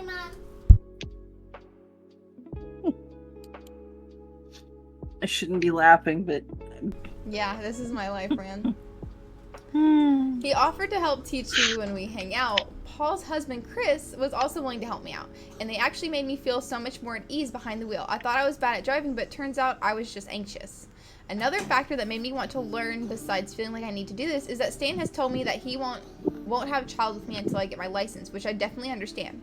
2 weeks ago, on my day off from work, Paul and Chris took me to the DMV, and I finally got my license. I also bought a used car a few days ago from money that I've been saving up for years. I'm so happy, and I have had the support from my brother and his husband. I thought Stan would be mad that I did all that behind his back, and he was somewhat disappointed that I didn't want his help. I love him so much, but honestly, he wasn't the right teacher for me. Anyway, on Sunday, Stan and I both had off from work, and he told me he had a surprise for me. He took me to his parents' house where they had a celebration for me, basically like a little party congratulating me because I learned how to drive. Halfway through, my mother-in-law was giving a speech about how proud she was of me. but also proud of my husband for all the support and lessons he was giving me. I could feel the anger rising in my chest. Stan had been telling everyone that he was the one who had been teaching me to drive. I snapped and told everyone basically that the few times Stan tried to teach me, I always ended up crying because he would yell at me until he was blue in the face. That the only people who helped me and gave me confidence were Paul and Chris, and that if anything, Stan made things worse for me, which was true. But now Stan won't talk to me, and my mother-in-law, father-in-law, and sister-in-law are on my side. But my 2 brother-in-laws and a couple of cousins are on Stan's side. I kind of do feel like an asshole, but at the same time, everything I said was true. Am I the asshole? No. Hi, Mad Hatter. Welcome in. It's called standing up for yourself and setting boundaries. Yeah. Also, he built his house out of cards, so I don't know why he's surprised it fucking got knocked down easily. Well, it sounds to me like he's not helping build her up. He's basically sitting there trying to tear her down. Yeah. You need to get a different partner, man. That's not. You can love somebody, but if they're toxic for you, that is definitely, yeah. That is not the asshole, Okay. but the husband. Jen mentioned that their other person would forget to call for an hour. I would be blowing that phone up. So would I. You are a patient man where I am not. You are such a patient man where I'm not. An hour is a long time, too. Thank you so much, man, for coming in. I hope you're doing good today. We're doing a few Am I the Hassles. We did earlier. We had a guest show up, and we discussed about expectation and reality of being single versus being in a relationship. And now we're reading a few of the Am I the Assholes. But yeah, Jen, I totally get that, because my husband has done that to me where he's been running late.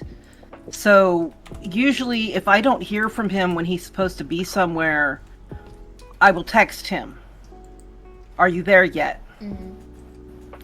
And if he doesn't answer, and then I'll wait, give him another 15 minutes, text him again. After that, the next time I start ringing his phone, and if he don't answer, I just keep blowing it up till he do. Oh yeah, you Jen have more patience. You have more patience.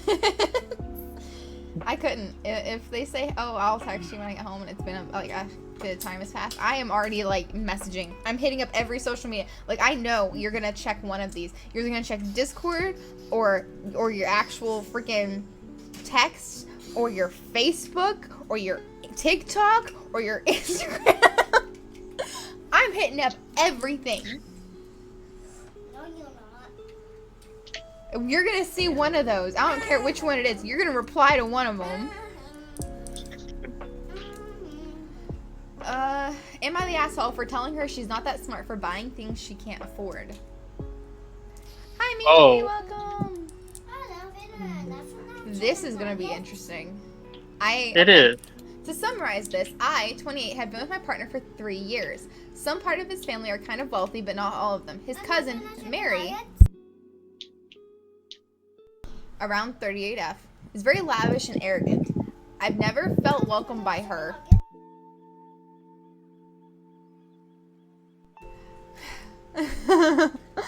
My family wasn't dirty before, but we definitely struggled growing up. I don't deny my upbringing, and while I'm not very defensive about it, I try not to take things personally. Recently, during a family reunion, we were talking about how my sister-in-law's daughter, Sasha, has developed an interest in thrifting, both getting stuff from thrift shops and selling donated things. My sister-in-law and I were talking about how that's such a nice hobby and nice thing to do. Sasha mentioned that her friend got a nice equality bag from a thrift shop. Then Mary inserted herself in the conversation, saying she owns the so-called bag. Sasha said that her friend was lucky and got a very nice deal for it, since she couldn't actually afford it, as she's just a college student. Then Mary says that some stuff from thrift shops are disgusting and bad taste, and leftovers from others. I found that comment so nasty, and I told her, well, not necessarily. What kind of bag is it, Sasha?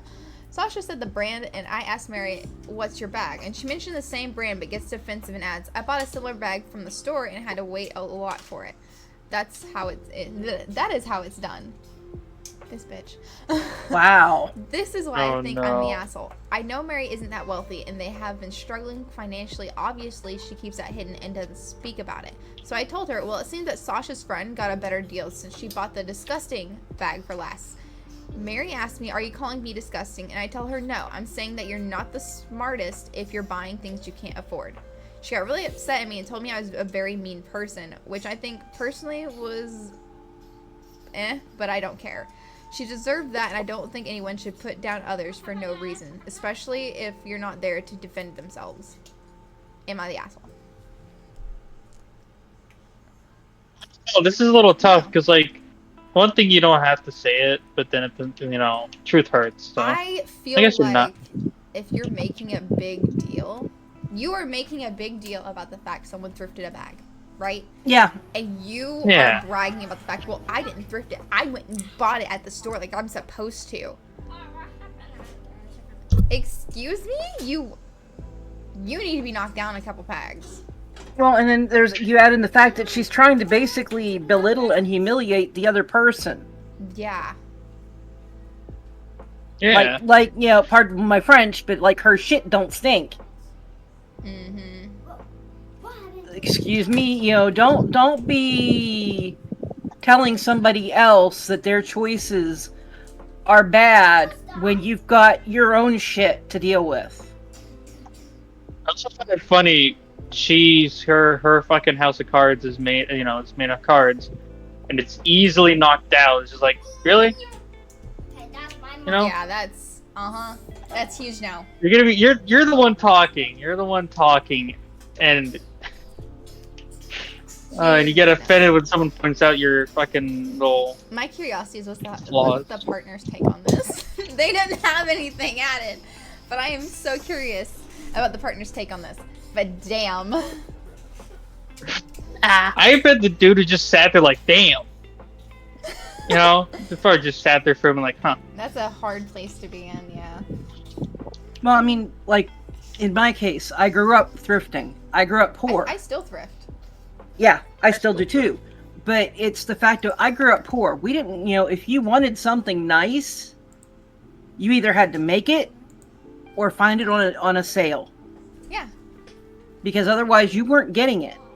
You just made do without. My current husband, he grew up in a family that they're not exactly rich, but they're definitely upper middle class. Yeah. And so he wasn't used to off-brand stuff or store-brand stuff. And he's actually proud of, my thrifting capabilities. Yeah. And because, like, his mother is very into Wedgwood china. Mm-hmm. That is not cheap stuff. No. But using, using things like, Thank you so much for this sub, Mimi. If you guys You're have welcome. anything in chat that you would like to... Hang on! Keep talking! I'm working, keep talking! He's very happy because I will go to like Etsy or eBay and find his mother Wedgwood for a lot cheaper than he would find. So much so that we've had to stop buying her Wedgwood. Jeez. Yeah. Jeez. That's... See, okay. I feel like if you're... thank you! Mwah! Like, I feel like at that point, I mean, that's a hard place to be in if you're like the spouse watching that shit, because on one hand, that's your family, right? But on the other hand, your spouse isn't wrong. Ready for another one? We got another one, ladies and gentlemen. Am I the asshole for not communicating that I wanted to go Dutch before dinner? At the title, I'm saying yes. 100%. Yeah. Yeah. What's your topic, you? You are a watch dick. this churn. Let's see where this goes. But you're a dick. Not Yuta, but the person who fucking typed this out. You're supposed to say that shit first. You don't just wait until after dinner. Yeah. Am I the You asshole? don't just assume. For not communicating going Dutch. Hi all. I do my best to keep this post clear, concise, and most of all, as unbiased as I can. My wife, brother-in-law, his wife, and two sister-in-law and myself go out to dinner regularly. I often foot the bill just to be nice. It's been quite a few times that they paid in an attempt to be generous. My siblings-in-law are just starting out with their careers, and I'm a little more established with mine. On one particular night, we invited my brother-in-law and his wife to dinner, and they came with us. My brother-in-law had recently lost his job, but the fact that they agreed to dinner made me think that they were still good with their funds because they decided to come anyway. When the bill came, I told the server to split the bill. They were taken aback because they got used to me paying all the time. My wife told me that I should have made it clear that I intended to split the check and everyone pay their own share before we went to dinner, and that it was a dick move that I did not.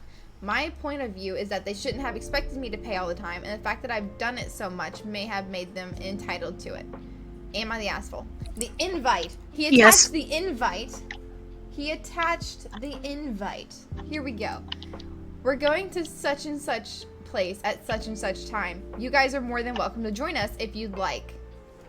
Added. Also, I wasn't supposed to know he lost his job, which for some reason may have made it slip from my mind. Either when the bill came, I didn't look at the bill and think, F him, he lost his job, he let me rub salt in the wounds anyway. Like many of you think, I legitimately slipped my mind that I was reminded of it after the fact, but by my wife. I'm only human, but this side doesn't seem to change anything anyway. For the record, they paid, nobody said anything at the moment, and we parted ways. For a while, I thought nothing of it until I heard that they were not happy about it later with rhetoric that found its way back to me. I'm still gonna say you're the asshole. Mm-hmm. Still gonna say you're the asshole. Yeah. Now the reason I think he's the asshole. Yeah, we got a hype train. Yeah. But the reason I'm saying you are the asshole is because that is things, right? That's information that you need to share. If you pay constantly, you're putting it in everyone's head that that's something you're gonna do. If you decide otherwise and you don't tell people, that's kind of fucked up. Like you're setting them up, whether you realize that or not. You're kind of setting them up to get fucked. Yeah. I broke a nail. What? As I heard Mimi, I was like, huh? One of my nails shredded itself, and I'm upset now. Oh, that sucks. I hate when they randomly do that. Now I gotta clip my fucking nails. God damn it. Oh, there's one. Sadness. Yeah. This is my cousin's Ooh. Bullying in online friend groups, which on some before people probably should bring someone who's doing good down. That's definitely a good topic. I feel like that topic needs a lot of fucking room to What? Yuda's top. I'm saving this topic. Yuda has a good topic. I'm gonna kidnap Yuda for this topic just because I feel like I'm gonna let him get better. And then I'm gonna kidnap him, and then we're gonna have that discussion because I feel like that discussion literally deserves an entire fucking podcast session for that. Yeah. That's a hot fucking topic right there. Oh It's boy. Shay, no. I I want a taco. That's not even just in friend groups either. Oh, no. That's in like the entire freaking club scene. Oh, that's also in like okay. So I'm saying this, and this is probably this kind of goes for like relationships too. That when things don't end when things don't end on an equal note, how quickly your friends will either take up for you or against you. And that spreads onto their friends too. So their friends, usually most friend groups will stick with that person, right? But then there's a witch hunt against the other. It's some people, man, let bygones be bygones. Just let bygones be bygones. Okay? Just let it all go. See, I would agree. I would agree with that if you didn't do what you did when shit hit the fan with me and my ex. I will tell you right now, and I will publicize this, and this is going to be for anyone else. The reason I did witch hunt them, and I'm not gonna lie, I did. Here's the reason why. You do not sit there and take an innocent person and lie and cheat and manipulate and emotionally abuse them and then try and play a victim and try and drag other people into it. That you know had no business being brought into it because you want to sleep around? No, we don't do that. And then you want to play victim to strangers? You want to play a victim to a fucking stranger while you sit there and cheat on your fucking fiance, and then you want to sexually harass other people? You want to sexually, and then you admit you want to take a fucking wife of somebody that's supposed to be your friend because you want to be the big dog and admit that you did that to them? No. That's, Fuck yeah, no. that's, I would witch hunt him and put him in prison if I could. That's a gaslighter right there. Just the sexual harassment alone. That was on a level of bullshit. As much as I wanted to ignore it, the fact he kept piling that on more every time you turned around. It was more lies, more sexual harassment to random individuals. There was a sexual harassment to a fucking minor. Yeah. All right, now that's reaching wood that. chipper. I reported that because that was bullshit. So yes. I don't know if I'm allowed to say that. I don't care. This is rated M for mature. Oh yeah, that's getting into wood chipper levels, you know, getting tossed. We don't. Well, and I mean too, it's, don't be a piece of shit. Yeah, I mean, and it's also a point of, do they show that they can change if the allegations are true? There was no change. Well, I'm not talking about him. Oh, no. I'm not talking about him. I'm talking about in general. If people can show me that they've changed, keep in mind that with my neurospicy brain, I'm going to be watching for patterns. And if I see somebody doing the same shit they did before, I'm going to step back and watch. I used to. And if they keep doing that, I'm going to be like, no, I'm stepping back even further and further and further. I don't do that until anymore. they don't see me. I used to be that person that's like, oh, well, you know, they apologized. It's fine. And then, right? And then it became a thing of noticing that they fucked me up once and then they thought they could do it again. And again, and again, and again, and again. And then I was like, you know what? I'm done with this. And so now I'm to a point, and it sucks. I'm going to say it probably sucks for people that enter my life more recently, because this is the mindset I have now. If you burn my bridge, I don't want to repair that with you. I never want to repair that with you. You hurt me, and you knew you were hurting me. And then if you say one thing, but after you say that shit, that's it, you're not trying. No, not happening. I don't want anything to do with you if you burn a bridge with me. Unless it was very clear that it was on accident. Jen's got some things planned for Yuta. It's okay. We gotta steal Yuta some new lungs. Poor guy has been suffering. This poor guy's been sick and suffering. If you feel for him, he's going through it. But I will do something interesting. Here we have another one. You ready? Okay. Am I Sure, the hold asshole on. for telling my sister Yeah! that her in-laws can come to Thanksgiving at my house, where my mom will meet my fiance's parents for the first time?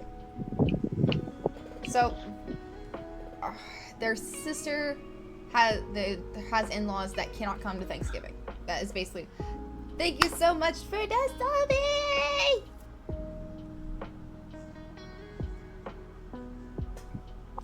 Yes. There's some lung stealing going on in the black market of my chat. It's fine. It's a tavern. We have black market areas. It's fine. Just don't pay attention to what's going on in that corner. Don't look in the corner. You let the black market shit go through. It's just lungs. I'm just giving subs so my lungs don't get stolen. Okay, here we go. My fiance, 33 male, and I, 31 female, are really close with my immediate family, my sister and my mom. We visit them often across the country, take vacations together, etc. My sister's in-laws are also very present. We spend a lot of holidays with them, vacation together as a group, etc. Since my sister had her first kid a year and a half ago, we've seen them all even more often than usual. All the while, my fiance's parents and mine have yet to actually meet. They live far away from each other, and varying attitudes about COVID precautions made it impractical for us to coordinate a meeting over this last several years. They were actually supposed to meet last Christmas, but then we actually got COVID and had to cancel. Fast forward to now. We had the idea to invite our parents and siblings and their partners and kids to our place, a plane ride away for everyone for Thanksgiving. We're running out of chances to get everyone together before our wedding next spring, so it seems like a good opportunity as any. Today my sister asked if her in-laws could come, and I told her that since it's the first time our parents are meeting, we don't really think it would be appropriate, so no.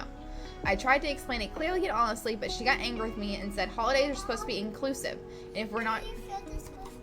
I can in a minute, baby. Inclusive, and if we're not going to invite her in-laws, then maybe she and her husband and kid will just stay home and spend the holiday with them instead. Am I the asshole for feeling that this particular Thanksgiving plan should be just our nuclear families?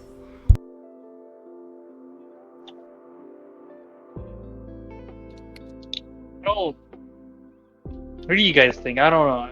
My brain's... Personally, for me, I kind of understand it, because if you're meeting, like, that's a scary thing. I'm gonna be the first to say right now, meeting in-laws is terrifying. Terrifying, right?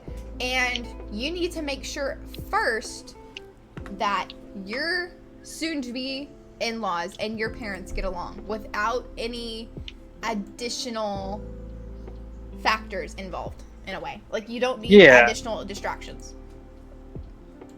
Like, maybe, like, not at Thanksgiving, because that's where things could probably go wrong, you know?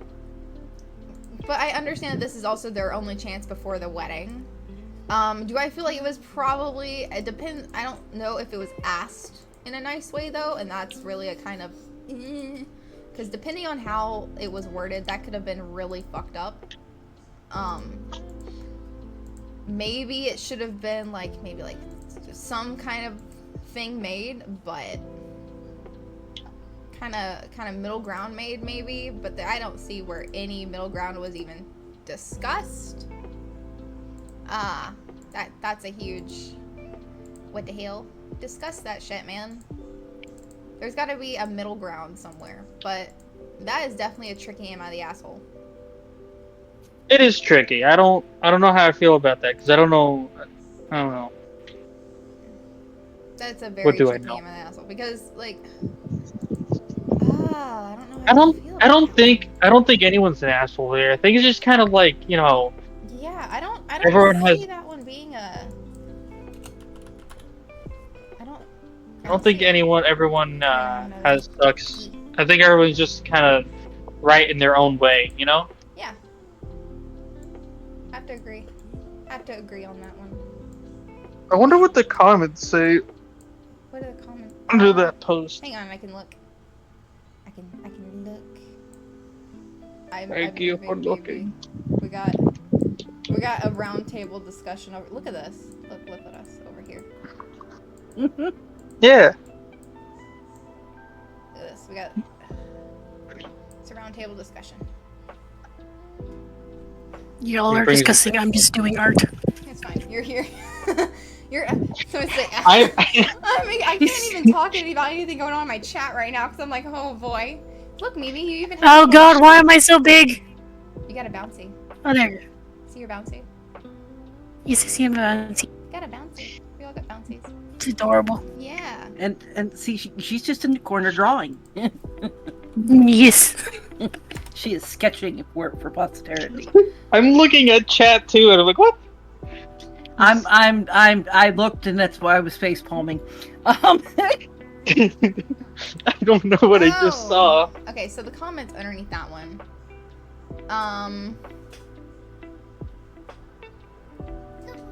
Let me see.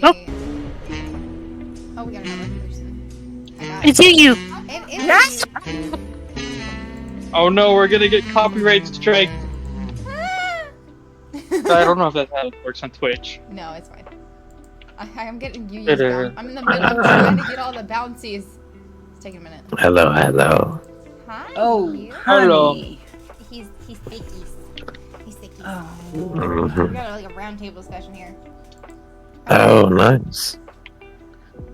Yeah, you missed Ryu. Oh. Yeah, Rayari was this morning. Oh Oh, god. nice. Oh, it's Shit. Chin. Come and tickle my butthole. Let's go. And it begins. This is why we Oh, God, said there's nice another- things.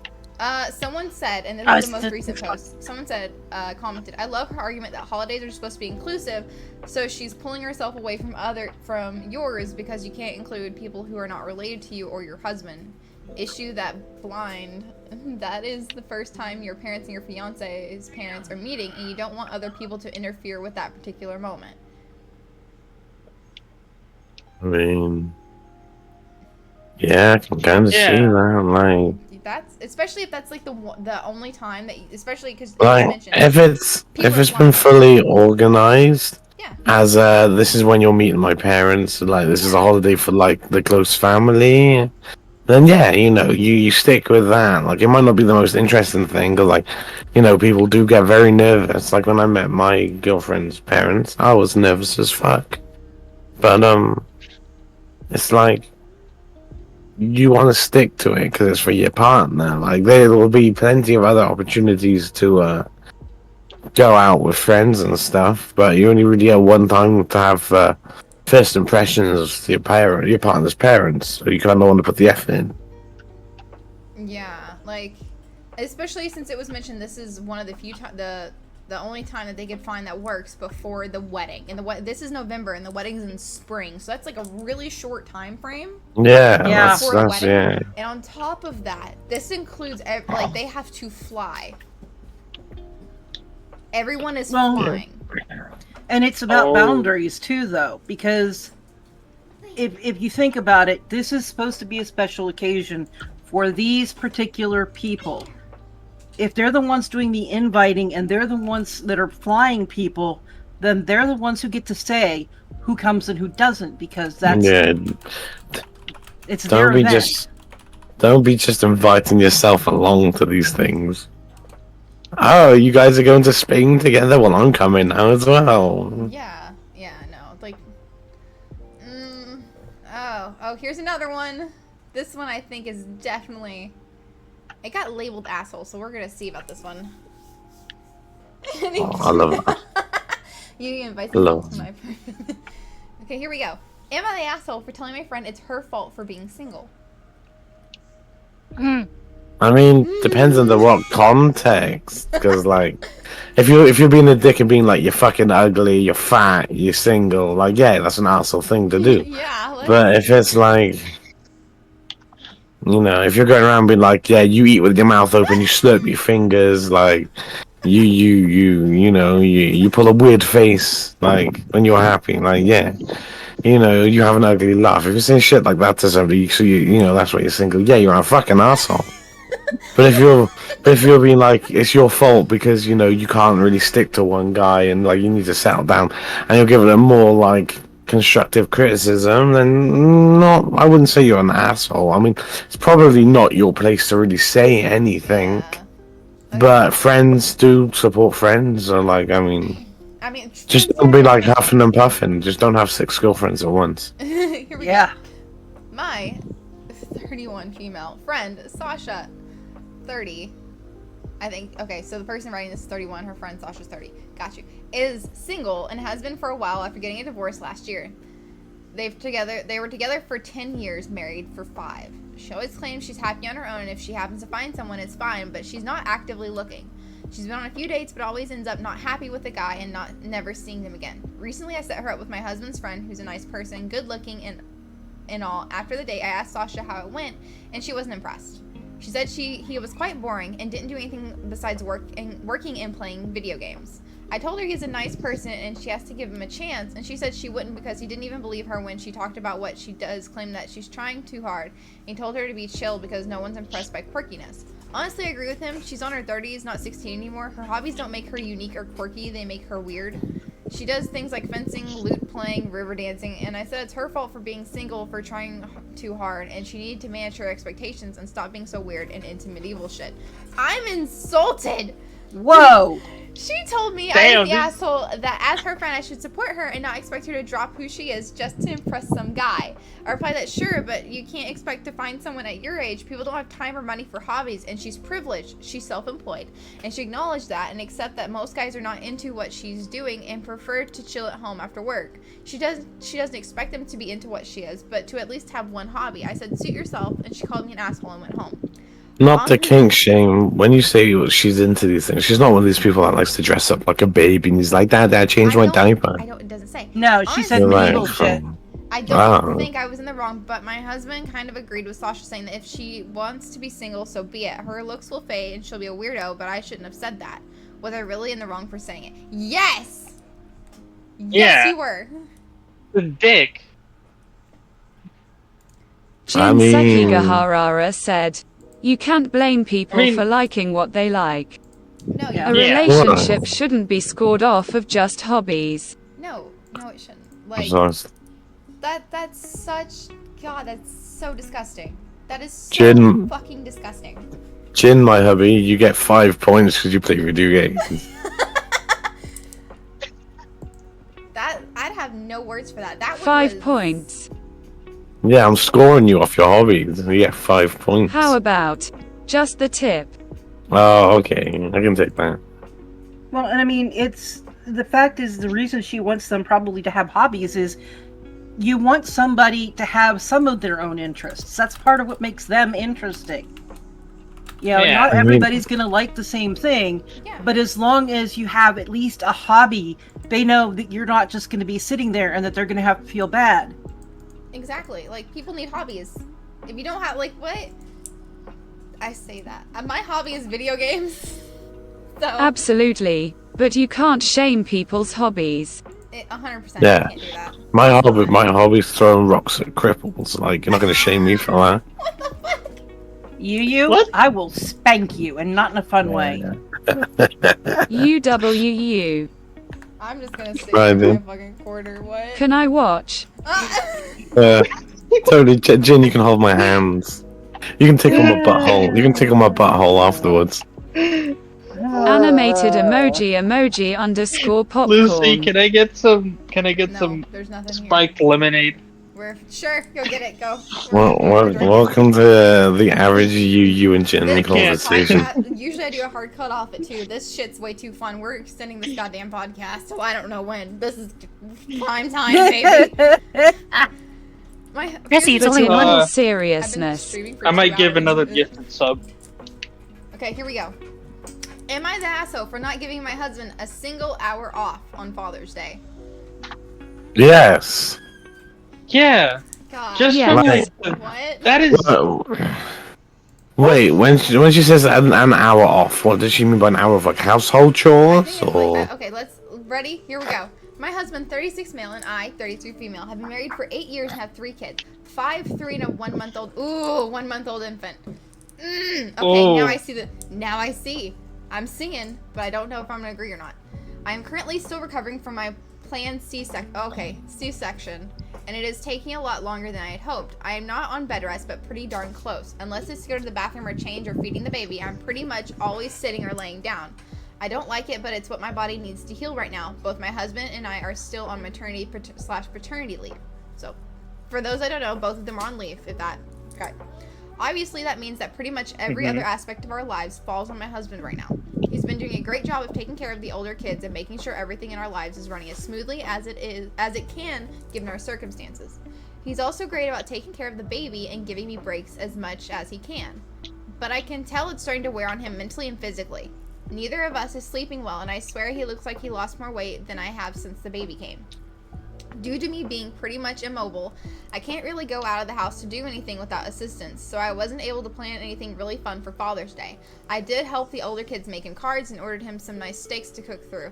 I felt bad because for Mother's Day, he bought me a 6-hour pregnancy spa treatment and took the older kids out of the house all day so I could have peace.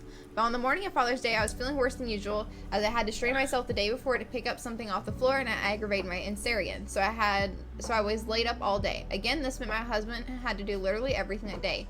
By the time he got the older kids to bed, I could tell he was irritated and upset. I told him to try and relax for a bit, but then the baby started fussing and he jumped up off the couch, grabbing a pillow and screamed into it. I tried to calm him down, but he just kept freaking out about how he's at his wits' end and he needs a break, and that I couldn't even find a way to give him a single hour of quiet on Father's Day. I started crying and he just looked at me and walked away to take care of the baby without saying anything. After he took care of the baby, he came back to me and apologized, but said he needs a break and he's going to talk to family about taking the older kids for a week or so, and that he's just disappointed that his Father's Day was spent running around doing everything for everyone else. He didn't even get to cook his steaks. He ate cold pizza for dinner. I asked him what I was supposed to do because it's not like I can move or leave the house, and he said I could have looked into a sitter for the kids or made them sit with me and watch a movie for an hour so he could have just a sliver of time for himself. He said he feels like his needs are at the bottom of the list and he just wanted to feel like he mattered for one day. Well, that's tight. That's Yeah. tough. Yeah. That's a tough one because as someone who's been pregnant, it's a struggle. And when there's complications in the pregnancy, especially a cesarean, those are very I mean, you can't all, move. I mean, you could. Aren't there like a lot of options? Like I'm not a mom. Well, Right now, I was a little demon child, so. I was gonna say he's not asking for a lot. He's only asking for an hour. The thing is, so I think she also did react to the baby crying before she could probably do anything, because she did mention that he jumped up and left very quickly. I think it's kind of neutral because, like, I think even before that, like he said, she could have easily had the kids sit with her for an hour and like watch Or, like, had a something just to give them babysitter. I time. will say this, as someone with a 5-year-old, that is not easy. And I say No, that again, no, with a unfortunately. 5-year-old myself. He's been 3, he's been 1 month old, he's currently 5. I can't even get him to sit with me for 5 minutes before he's running all over the place, because kids can't be still. And then you have a 3-year-old that's also get at that age of where they're walking around. They want to explore, they want to put things in their mouth, they want to touch, they want to learn. Then you have a 1-month-old that wakes up. They will wake up almost every single hour because they need to eat. So there's a lot of expectation right there just with those 3 kids because of the age range. Yeah, see, and the thing is, though, is I could see... She could have called a babysitter, though. Yeah, she could have called a babysitter. Yeah. Or her Or she mother-in-law. could have asked, she could have asked family to come in and just take the kids for the afternoon. If worse came to worse and they could only take the older 2, he could have had the baby in like a bassinet or something that's close to the mother, and she could have, taken care of the baby from the couch. That wouldn't require her to get up. It wouldn't require her really to move much. Yeah, I think the Yeah, biggest thing is the Shinseki older kids. Gaharara said, the husband really has no choice. But in reality, you can tell the couple cares about each other. Yeah. The wife is concerned and the husband is grinding out without complaining. My sweet, like right now, I'm not even kidding. If you could see me right now, my son has this entire time, this entire freaking time. He has toys and everything. Been all over me. He's been up and down every which way, building things, dropping them on my desk, crawling. He crawled under my chair just a minute ago to crawl into my lap and is now trying to spin my chair around. Like, no! You can, yeah, this is a life, man. This is a mission. See? Yeah. So, Quite understand. it's definitely, you can tell they care, like Jen said. But you can also see that, things weren't really prepared. It wasn't well organized. Yeah, she could have taken the time to call. She could have called a family member, or a friend, or someone to help take care of the older kids. The older kids would probably be the 2 that would be the most difficult. The 1-month-old, a lot of the time, just does a lot of eating. Eats and sleep. Yes, Mm. that she could by the bedside. Now the only thing is they would have had to set up like a little package care system and maybe some snacks and stuff for her, since she shouldn't be up moving around. Because cesarean. Shinseki Gaharara said, in some cases, family isn't available and a babysitter may not always be an accessible thing. Oh yeah. But they never specified if they did ask, which is why I think we're going off on the We're going off. they should have asked, because she didn't. If she'd said I had asked family and they weren't available and we could not hire a babysitter, then I think we'd all be on the woman's side, be like, you try, at least you tried. Where Like, there is,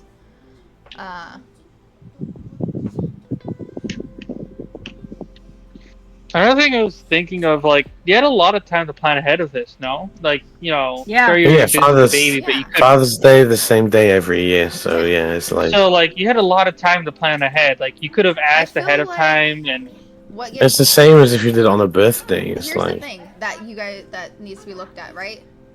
There's a Mhm. 1 month old.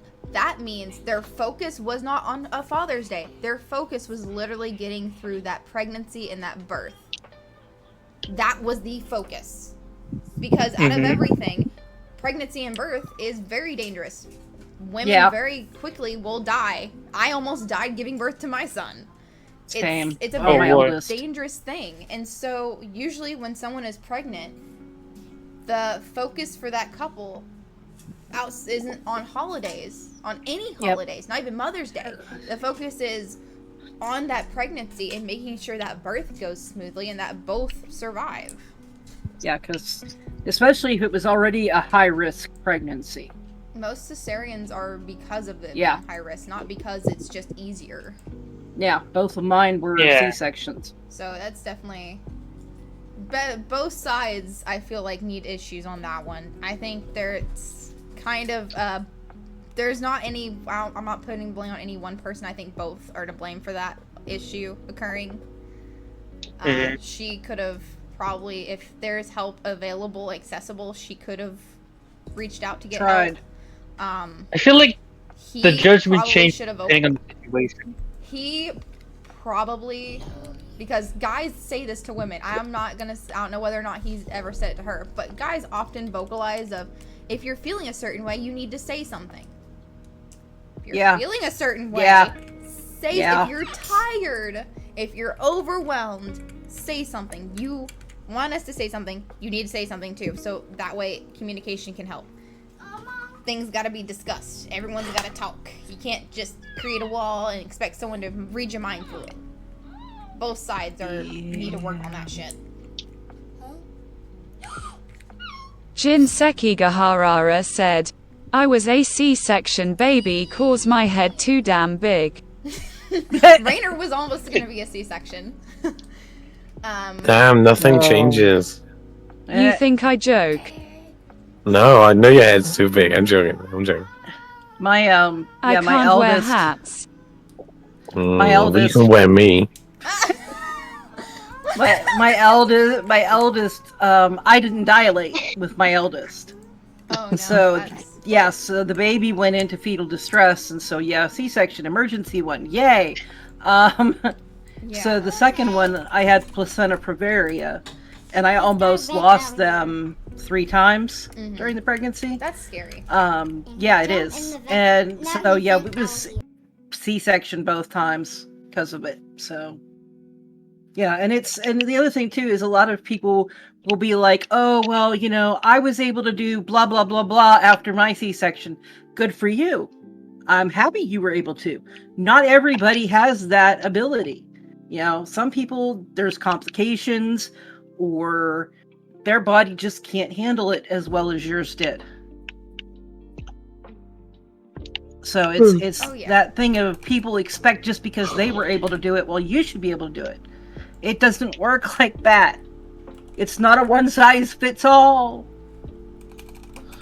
Oh yeah, that's definitely, I think. Oh, one size doesn't fit all. Damn. I know, Nope. It's horrible. I think it's definitely something to take into consideration. Like, there's so much that needs to be taken into consideration with that one. I don't think we can give it a actual, like, am I the asshole or not response. There's a lot of it's not. They both are and they both aren't, so. Yeah. There's a lot of variables here that are, not It just shows a stable relationship because you don't always see eye to eye, but like. At least he apologized too for yelling and freaking out. Yeah, it's definitely. That's an emotional Jinseki Gaharara said, look, if I can hawk to her, spit on that than. You can too. Precisely. Okay, ready? I told you, use my head as a dildo. Am I the asshole for talking about my relationship with my single friends? My friend helped set me up with my current boyfriend, as we were all semi-friends prior. We would hang out in groups all together for months with no issue. We were all super close, and even would even have sleepovers with little warning. My friends told me they didn't want me to bring him around much anymore, which felt weird since we had all been friends for a while and nothing had really changed. Since then, anytime I talk about my relationship with my single friends, they just start feeling bad about themselves and say things to make me feel guilty, like, I guess I'll just never be as happy as you, or I feel like he's taking you away from me. I still see my friends probably 4 to 5 times per week, and I don't feel I talk excessively about him, but I understand that my single friends may feel bad when I talk about my relationship. I just feel like they maybe should be more supportive instead of making me feel bad for being in a healthy relationship, especially because my relationship prior to this one was so incredibly toxic. Am I the asshole? What? For talking about your friends. boyfriend? No, you're fine. Jinseki Yeah. I Gaharara thought said, that's... I think the single friends needs to establish boundaries. As Well, long yeah. as taken girl isn't rubbing it in. Yeah, we're talking about it too much, but your friends are who you're supposed to talk to about this shit. But especially as well when they're the ones that helped you set you two up Yeah. and all that. Like, My thing that I'm kind of slightly is the why are you those single? Those comments are not. Why would you? I guess I'll never be happy like you are. Yeah, that's not something you say. That's a gaslighting technique right there. That doesn't sit well with me. Or I feel like he's taking you away from me.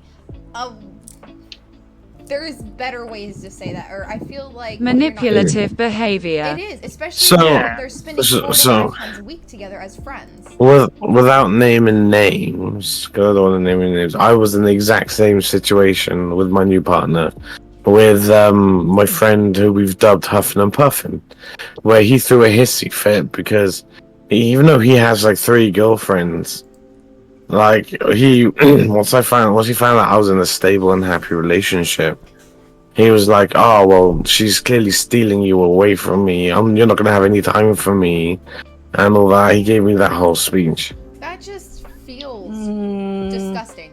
I know, like, I don't know if that's like that.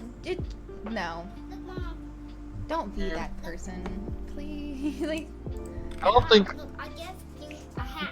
Oh, thank you. I love it. Definitely not the asshole though. The friends though. Huffing and puffing, afraid no one's gonna bring him more plates. Wanker. Mate, yeah, Jin, because I passed my driving test, he wants me to drive us both to this all-you-can-eat buffet. I was like, bro, you need to be paying for at least a full tank of gas because your fat ass getting back in my car afterwards. I was like, jeez. oh my god. That motherfucker. Last time we went to an all-you-can-eat buffet, that motherfucker had 13 plates of food. What the fuck? That's a lot. For what? Mate Making gonna his make money's the car worth. I scrape. respect that. I mean, I don't know. I ate like at a push. It was 3 plates. This motherfucker had me sitting there. Had me sitting there for ages as he just fucking licked them clean. Like, I was like, dude. Oh, licking. He At home, I didn't. lick my He plate, but, like, in public? He didn't legitimately lick them clean. But it was more of a metaphor to the point where like he would have 13 plates, but they would be like spotless. He'd eat everything on it. I was like, God. I'm gonna come over there and he'll top off his 13 plates and still look slimmer than him. Look, all you have to do is be able to walk up a flight of stairs, and then you'll be better than him anyway. Yeah. Well. Yeah, I guess. Damn. I guess I struggle in that regard. I'm not joking. This, crutches. I mean, that's So- right. You get the help. I mean, he's got 7. He's got like 3 girlfriends he can call on to help. So Nah. Damn. I'ma take the stairs. he's gonna take the stair lift. We got another On one. crutches. Imagine another one. Another one. We got another one. Go for it. Am I Go the for it. asshole for singling out my boyfriend who never tips a server at a restaurant? My boyfriend, this- 40 male, and myself and 3 other friends went out for dinner a few days ago for some burgers. Well, and this is alcohol. a different. Yeah. We had a great time, service was great, and the experience was very enjoyable. It was time for us to pay our bills. All of us paid separate checks. When we were all getting our credit cards out to pay, I said out loud to everybody, just simply a conversation. Make sure to tip our waitress, she was amazing. Don't be that type of person who doesn't tip. Come on, guys. Not gonna lie, I gave my boyfriend a blank stare when I said that. My boyfriend never tips. He's one of those people where he only wants to pay what is on the bill, no more and no less. I've had conversations in the past with him explaining to him the etiquette of tipping your waitress since they only make $1.37 an hour where we live and they literally rely on tips, but he doesn't care. Anyways, back to the restaurant. None of our friends caught I was looking at my boyfriend because they were all focused on grabbing their credit cards and they simply did not know that he is not a tipper. As usual, my boyfriend did not tip the waitress, but myself and everyone else did. We said goodbye to our friends and then went home. My boyfriend and I took the same car home. He brought up the situation to me in the car. He said, I know you were singling me out at the restaurant when you brought up the tipping topic. I saw that look you gave me. I apologized immediately since he did not sound very thrilled based off the tone of his voice. I expressed my concern once again on how I felt about him never tipping. As usual, he tells me how he literally does not care about tipping and never will anytime soon. The topic changed from there. I've been thinking about the situation all week. Am I the asshole for this, or do you think otherwise? Shinseki Gaharara said, always tip. Always The tip. fuck? Always tip. Oh hell nah. Let me talk It's- to M. It's like Yeah, etiquette, man. You gotta tip. You also have to take into consideration though where this is taking place, because as much as Yeah. as much as it's probably America, so you guys do have a tipping etiquette. Yes. But if it was based in the UK, no, she's in the wrong, because it's totally different over here. You're not expected to tip. Our servers get paid a decent wage to begin with, so tipping here is not like an etiquette. It's not something you have to do. It is very much an option, very much an optional. Yeah. I know. Like, They mentioned you know, that it's in not the- frowned upon if Tipping you is do frowned it. upon in Japan. Yeah. No, they mentioned Well, that that's it because- was $1.37 in what they were paid. So definitely, if they're making $1.37 an hour, If it's one of those American states where where waitresses get paid below minimum wage, and they rely on tips, and yes, you know, I don't you think should this tip. is in the U.S. That's pretty it? much anywhere in the U.S. Yeah. Yeah, anywhere in the U.S. Most servers do not. Most people who are the No. waiters and waitresses do not make Except even minimum CA. wage. yeah, no. No, I'm talking about, like, I'm not saying it. I'm saying it's not in the U.S. because they're getting paid $1. They usually get paid like 12. California, they make a lot. Depends. You know, I think it unless really it's an depends. exaggeration, then you know. Hang on. We're gonna see. This could have been. Hang on. We're gonna see what minimum wage is right now. If you're a waiter and you rely on tips, it's about $3 something or $2 something. 75. It's like $2.75. So right now, the minimum is like minimum cash wage is $2.13. Maximum tip credit against minimum wage is $5.12. Basic combined cash and tip minimum wage rate is $7.25. Now look at what minimum wage is for most states. Um, Not for servers, just in general. Yeah, no. Minimum wage. Right now the lowest is $3, but it can go down to $2.13. That's for servers, though. Mm-hmm. And that's just Holy shit, that's a lot lower than I thought it was. Yeah. most states. Thank God I And, always that's why America has a tipping culture, because by the time you take into consideration the tips you earn, and all that, which should be mandatory because of your And then- whole. Keep in mind that $2.13 gets taxed. Yeah. God, they're taxing the $2. What is the IRS gonna do with that 20 cents they It take? piles up For when the it's a one by hour $2. situation. Yeah. So But, like, it's by Yeah. the hour. Yeah, so but by the time you add the tip money on top, as long as you get tipped over the table, you actually earn above minimum wage. Yes or no? Because what also most restaurants do, depending on, not all of them do. Fast food places I know don't do this. Some places do a tip share. So basically, at the end of the night, all the waiters and waitresses, you put your money together, right? The tips you earn go into a pot. And it doesn't just get split between the waiters and waitresses, it gets split between front of house and back of house. Yep.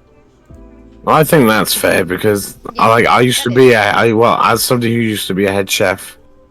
Well, yeah, I never like for the smaller functions, I'd never take a tip, but for the big functions, like 50 plus people, I would always make sure I took a percentage of the tip because it's not just I know the waiters and all that is what you see, and they're the customer front image. There's a lot that goes on behind the scenes. The waiters don't just walk into the kitchen, pull out a ravioli, and be like, "Here's your food." Somebody's in there, like making it. So, like, yeah, I If you think were in the United tip States, pooling tip. and tip sharing is 100%. If it's like Look at you some baby guys. amount of money, I don't care. I don't need like $2 or $3. But Tip. If you're in the United States, fucking tip. Just leave it at that. Yeah. And if you own a Girlfriend had every restaurant, right to pay your mention it. servers a decent fucking wage. Don't make them rely on tips. Because people are assholes. But going back to Jin's comment though about Japan, Japan they don't like tipping because it makes you feel like you're judging them on their service. In Japan, wherever you go, they strive to give the best service imaginable anyway. So they take the company what they pay them, and they work as hard as they can for that company. So if you're tipping them, and you don't tip like a high amount, they can take that as like an insult that they haven't done a good enough job for you, and all that. So tipping is frowned upon in Japan because it kind of takes away the whole customers judging you on your work ethic and your all that. Oh yeah. Oh yeah. Yeah. Okay, so we got another one. Am I Alrighty. an asshole for not wearing a wedding ring and making my coworker think I'm single? Depends on what job you're doing. Let's dive into this one. Jinseki Gaharara said, well, context. Yeah, context is very, because my husband doesn't, I will say this, my husband does not wear his wedding ring. And the reason being, one, because when it's hot and cold, that fluctuates, being able to get shit like that on and off. Two, he works in a kitchen. So having something like a wedding ring is not practical, even if it's a silicone one. It's a food contamination. Exactly. Here we go. I, female 30, started working at a company recently. I get along with most of my coworkers, but been having some issues with this guy, Morgan. Morgan, from what I understand, is what everyone called the handsome guy in the office. He dated 2 of his coworkers and hit on several others. He seemed friendly when we talked. He seemed respectable and never asked questions outside of work. He offered to buy me lunch and internet and kept sending me funny memes and stuff. It was nice, but felt a bit too much, so I asked that he stopped, and he did. He started sending me pics of him that were inappropriate, and I texted him saying that I'm married and he was being inappropriate. He texted saying I was lying about being married to get him off my back. Then went on about how nice and attractive he is, and how I'm trying to act like I don't like him to get him to try harder. I felt frustrated, especially after he kept sending me pics. Days ago, he sent me a dick pic and told me to suck it. I decided to let my husband deal with it. He sent him a text about saying, sorry, bud, small objects are a choking hazard for her, then blocked him. Oh! The other day, he came into the office looking furious and confronted me about being misleading by not having a wedding ring on when I'm married. I said I didn't need to prove anything to anybody and didn't lead anyone on. He said he was trying to get close to me and I should have told him I'm married from the get-go.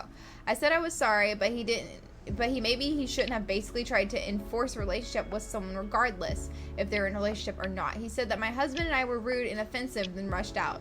Other coworkers said Morgan was an asshole, but I too bear the blame for not having my wedding ring on and being somewhat misleading. I said I didn't think I owe anyone an explanation and refused to apologize for what happened just to keep the peace in the office. Am I the asshole really for not wearing my wedding ring? No. Edit. The reason I don't wear my wedding ring is because of skin problems. Well, and it's not Wait, just hold on. that. So- When somebody tells you no, that fucking means no. Yeah, that's what I was gonna say.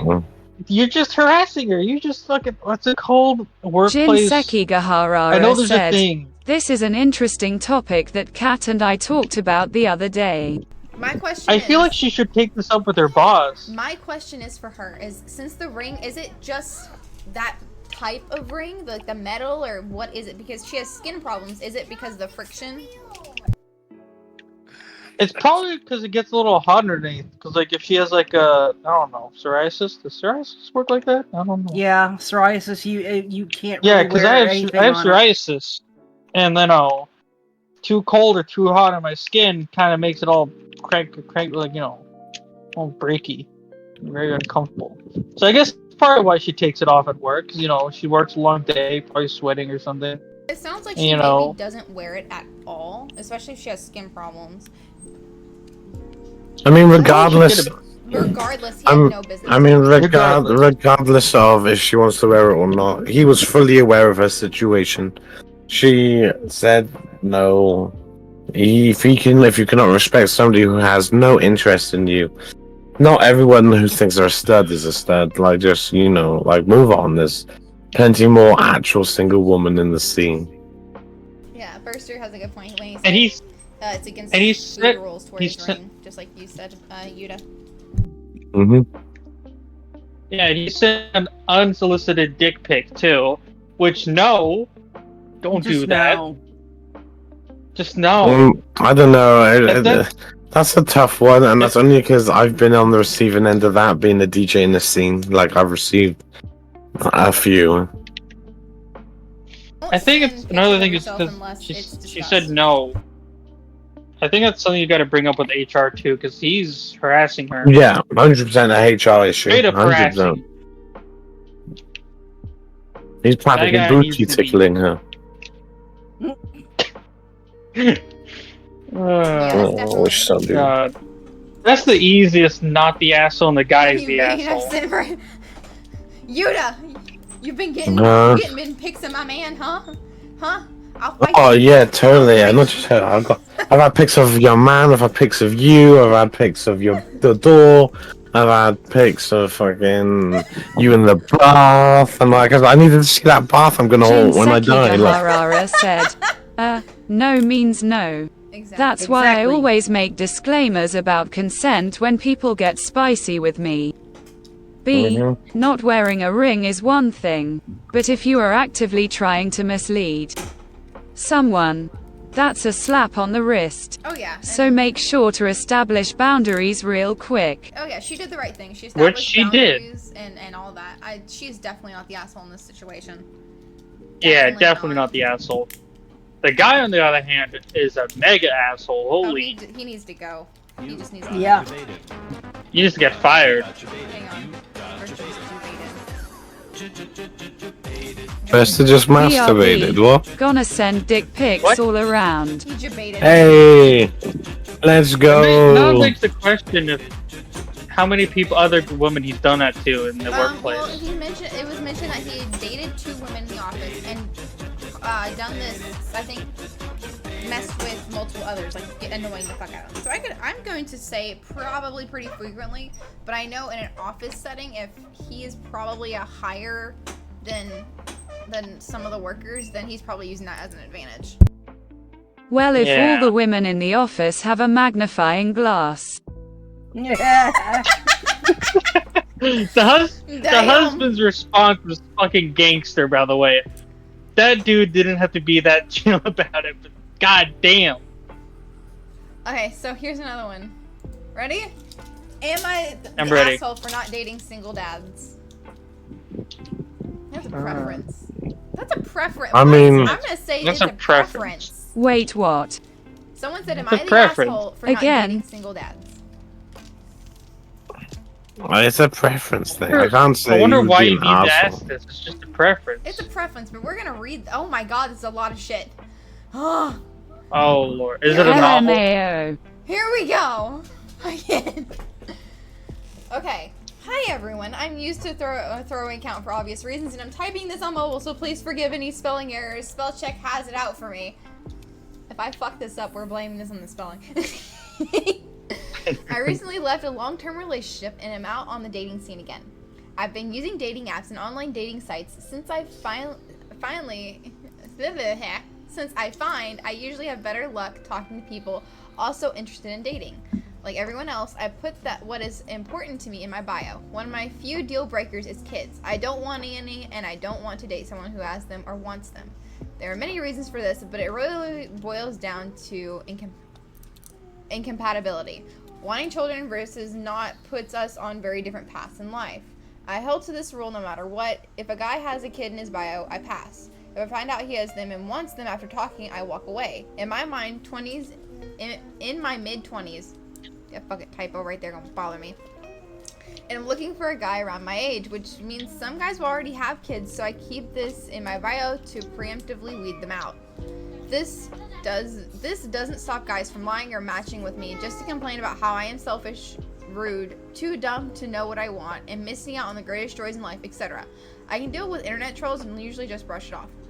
Recently, however, a friend of mine set me up with a single friend of hers from college. He seemed nice and I trusted her judgment. That he was great and we shared a lot of multiple interests. We went on a first date and things were really well. He was funny and sweet and liked the same sports teams. I was really interested in him and had a great time. On our second date, I decided to test the waters and asked, where do you see yourself in 5 years? Which my go-to question for probing their interest in a family. Most people who see families in their future bring it up when talking about the future. His response was fine. He wanted a promotion to move to a new city and settle down. I was a bit disappointed that he wanted a family, but didn't react since I didn't want to ruin the date. We kept talking about our city and why he wanted to leave, and he said to be further from his ex. Turns out he has a young son from a previous relationship and was having trouble co-parenting, so he wanted to move away. Super big deal breaker for me. His attitude at that point was terrible, really just venting about his parenting woes, and telling me he wasn't interested anymore. The date wrapped up and we went our separate ways. He asked about a third date and I told him I don't know what my schedule was like. I wanted to let him down easier the next day than right after I found out. Later that night, he started texting me asking what he did wrong, and I was honest and told him that kids were a deal breaker for me, which is when he went off. I got a whole stream of abusive texts about how I was bigoted and didn't know how hard it was being a single parent, that I'm a bitch for not dating single dads, and that no one would want me if I wouldn't give them children or raise their existing kids. I usually don't let this kind of thing affect me, but this particular bad date hurts worse since he actually got to know me, and before he had a kid, he seemed like a great guy.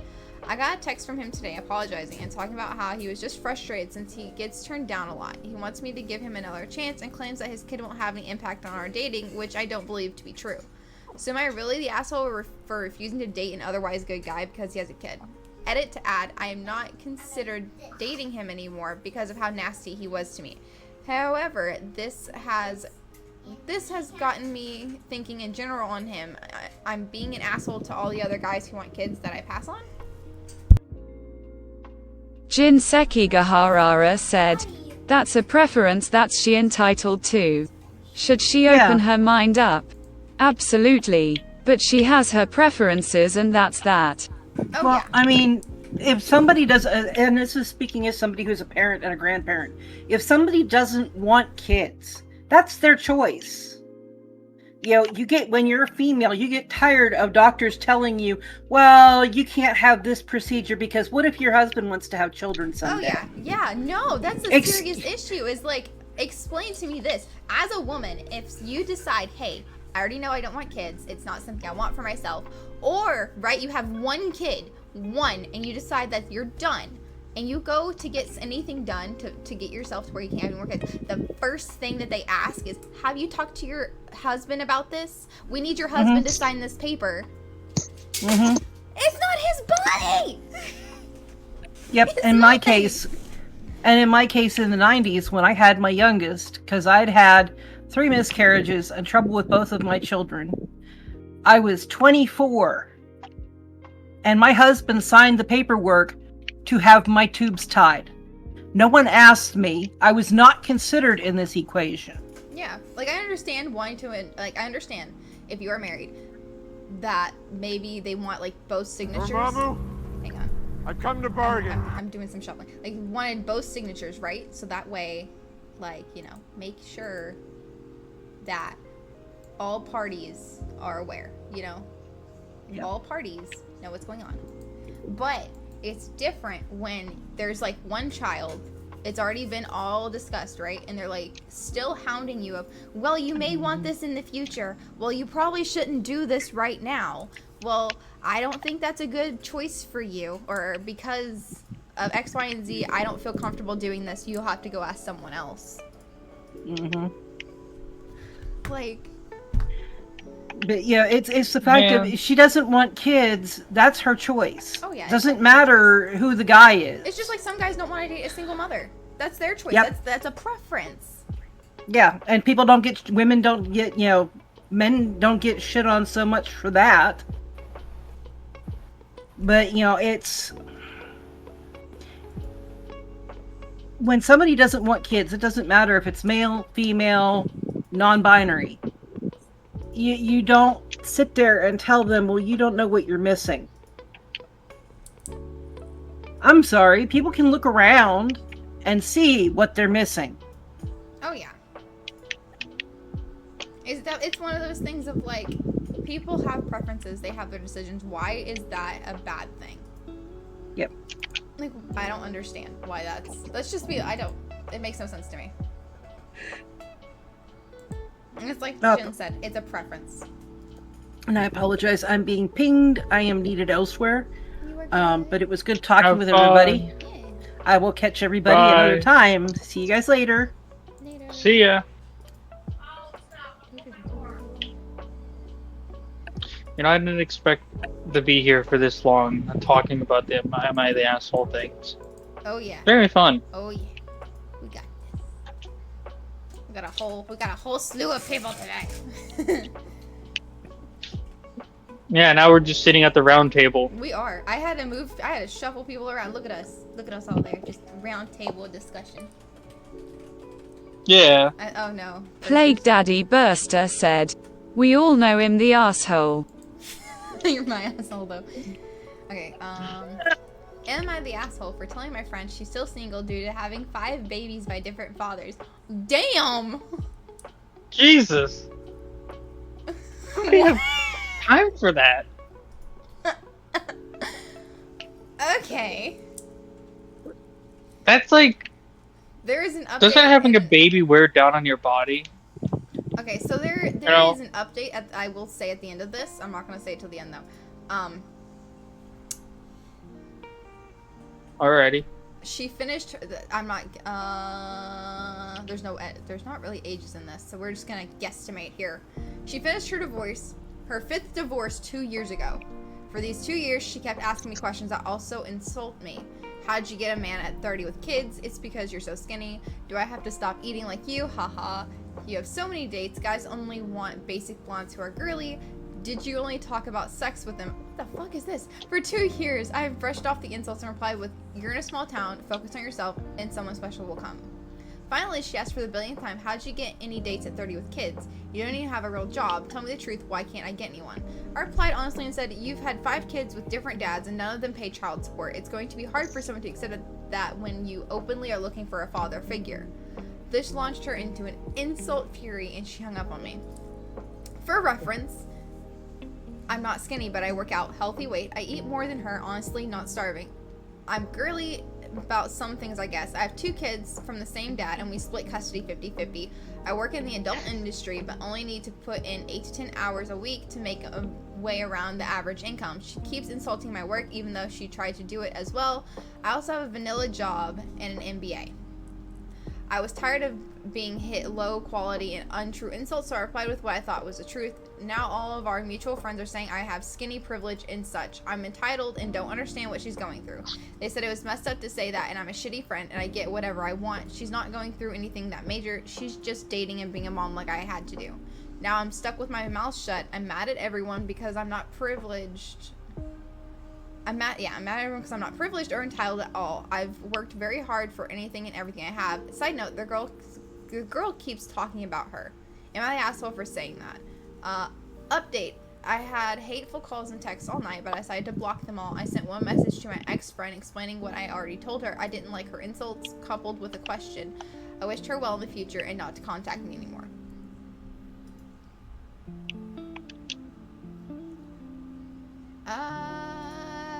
One that was kind of confusing to read. Very confusing. 2, I'm gonna sum this up. So basically, friend A and friend B. We're A and B. A is the one who wrote this. B is the issue. Okay. B has been divorced 5 times. They have 5 kids from different fathers, each from a different father. They've had 2 years where they are not with anyone. 2 years recently, and they have just been dating around, but they don't get many dates, and so instead of focusing on them, they're basically trash talking their friend who is doing well, friend A who's doing well, that has kids, has a vanilla job, works in the adult industry as well, and has an MBA, and is a healthy weight because they take care of themselves. I'm gonna say friend A is not the asshole in this, and friend B has insecurities that they're pushing on other people hardcore.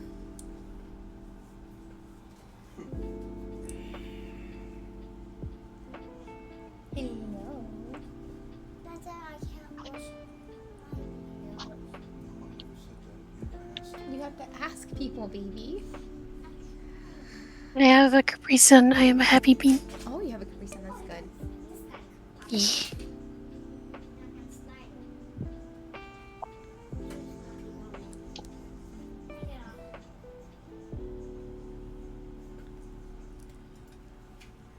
I'm looking for more, so give me. I'm just here. I'm just here. I'm thinking of what I'm gonna make today. I'm probably gonna fry some chicken.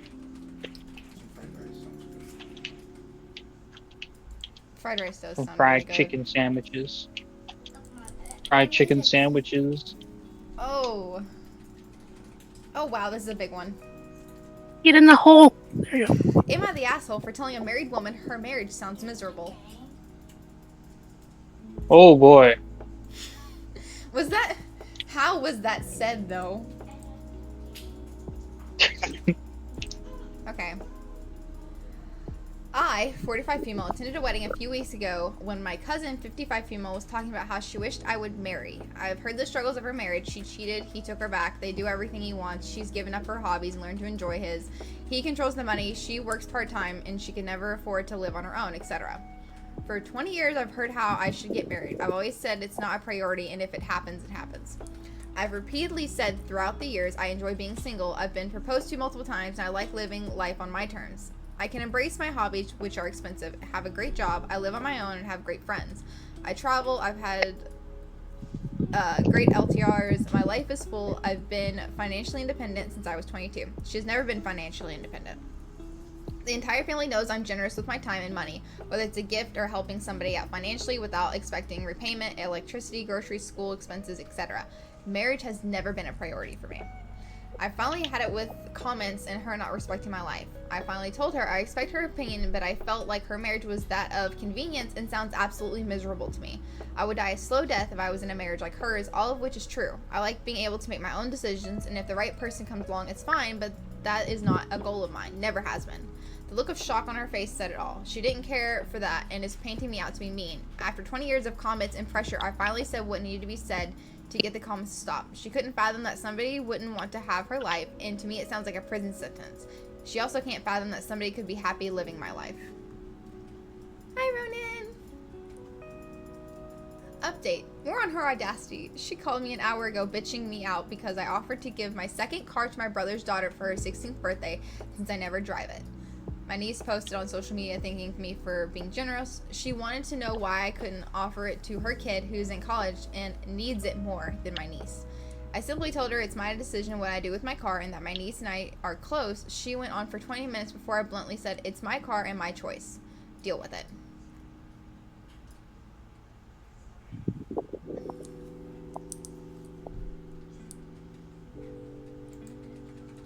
I don't think she was lying. That marriage kind of sounds miserable. It sounds very miserable. But if it works for them, it works for them. For me, I couldn't be in a relationship where everything was taken. Basically, like, I don't have any of myself. My husband encourages my hobbies. He actually has to make me go out. Because I don't like to go. I get anxiety going out by myself. I don't like it. I feel that pain. I don't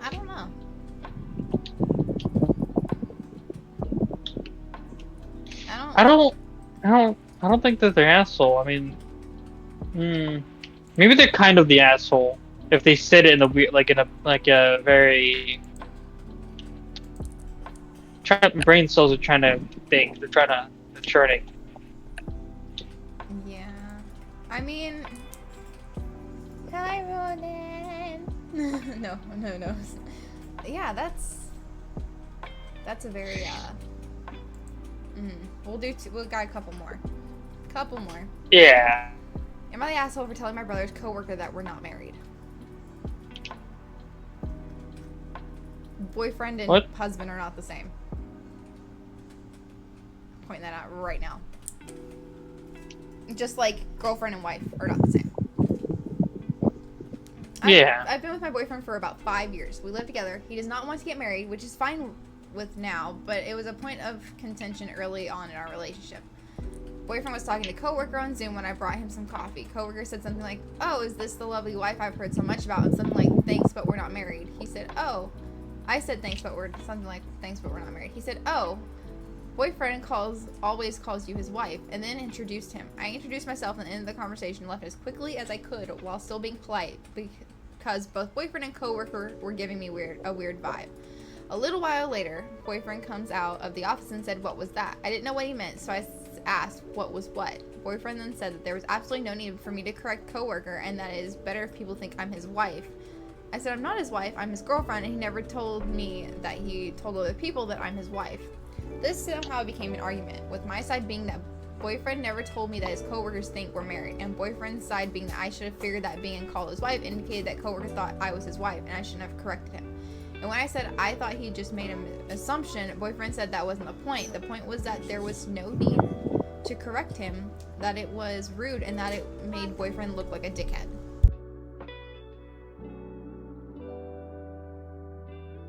He then said that the solution to this is that when he next has a video call with coworker, he wants me to come in again, strike up a conversation, and then say I was messing with him, and that boyfriend is actually husband, and us not being married is just an inside joke the coworker was in on.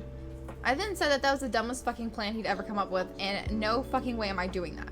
And he said I was being an arsehole and that I got him into this, and now I have to bail him out. Am I the asshole? Update, we talked. He's fucking a female coworker apparently. I can't leave my wife for you sounds better than I can't leave my girlfriend for you. So now he's going to have to tell people we've divorced. That is a turn of events I did not see.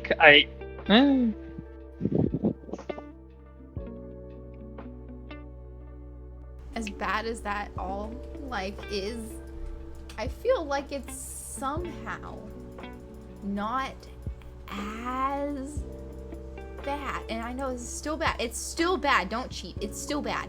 But it doesn't sound as bad of, oh, I have to go through a divorce because I cheated on my wife. Versus I cheat on my girlfriend, we broke up. Both are horrible things. Yeah. But one, right, is one is leading into a commitment, right? It's I will say it's like the trial period before the commitment. The other is the straight ass commitment.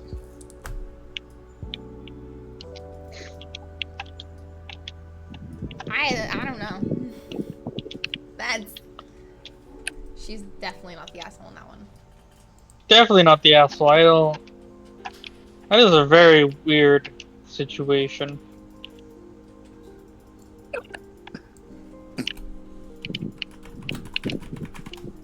That is,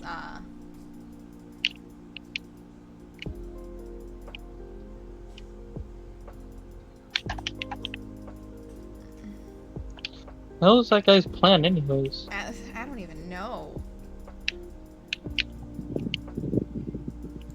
That is very much a what the fuck. It's like tire iron worthy right there. Oh, another one? Oh look, a tire iron. Ping. Not bad. Yep, we got one more. I got one. Because that's when you get the pan. There's a pan. Oh Yeah. That's when you get the pan.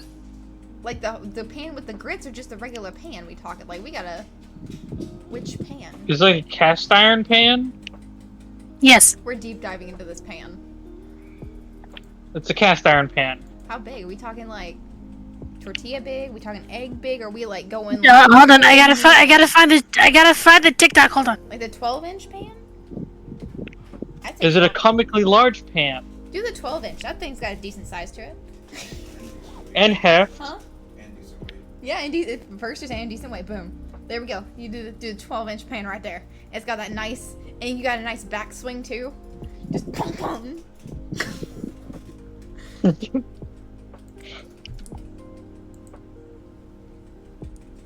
And then you do, yeah, you just gotta.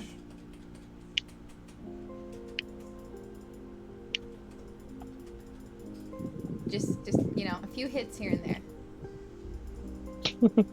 A few.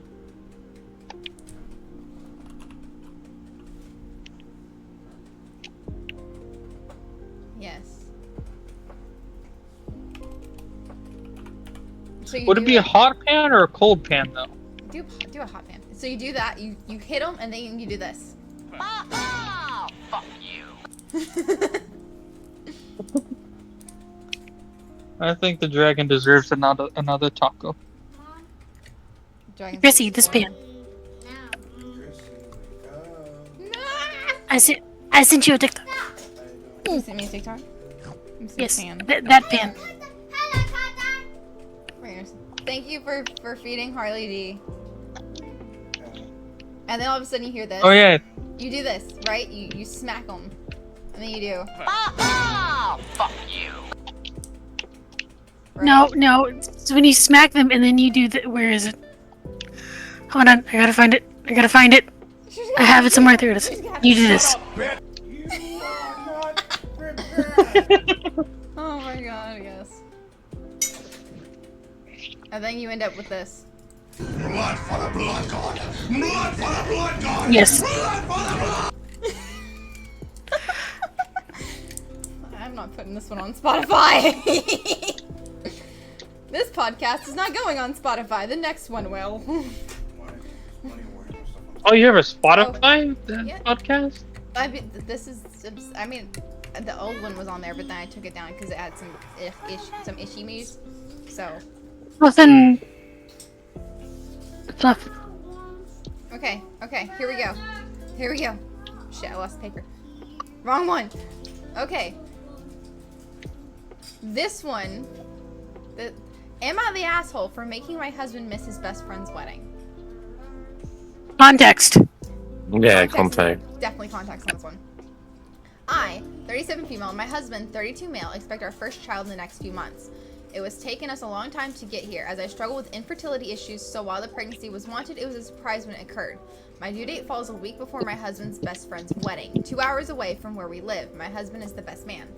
When I mentioned to my husband he likely couldn't attend, he didn't seem to understand. I told him how it was still too far out to know, but there was a real possibility I'd be waiting for labor to begin, in active labor and or just getting home at this time. I told him I didn't feel comfortable with him being that far away in any of those situations, but he seemed to take it as a joke. He has made comments about getting a private jet back if I go into labor that day, or just sending his mom over to help me if I am a few days postpartum. I understand that this is an important event to him, which will, with the unknown, I am not comfortable confirming he can go at this point, and I am looking for reassurance he understands that.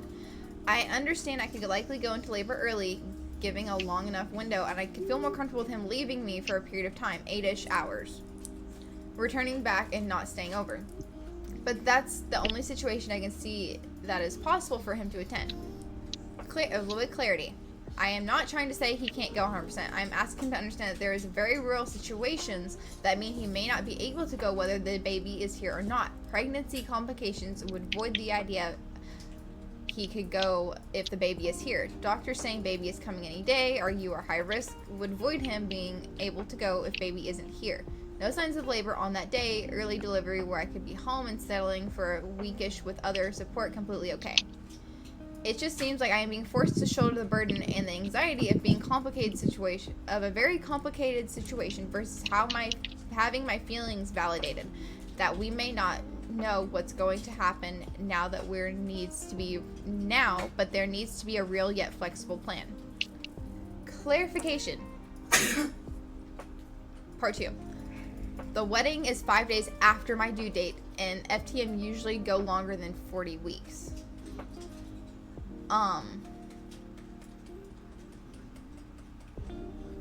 Apparently some of the comments had her adding a response to this. I think all the comments here are helping me get to my perspective, and I've selected poor language in my OP.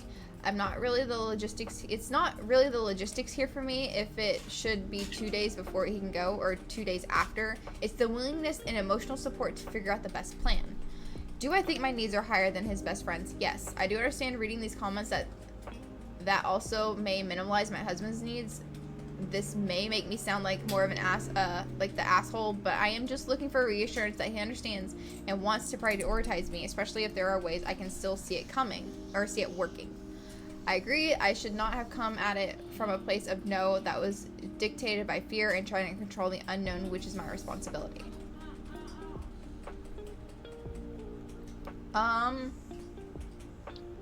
Honestly, Husband's an asshole. yeah,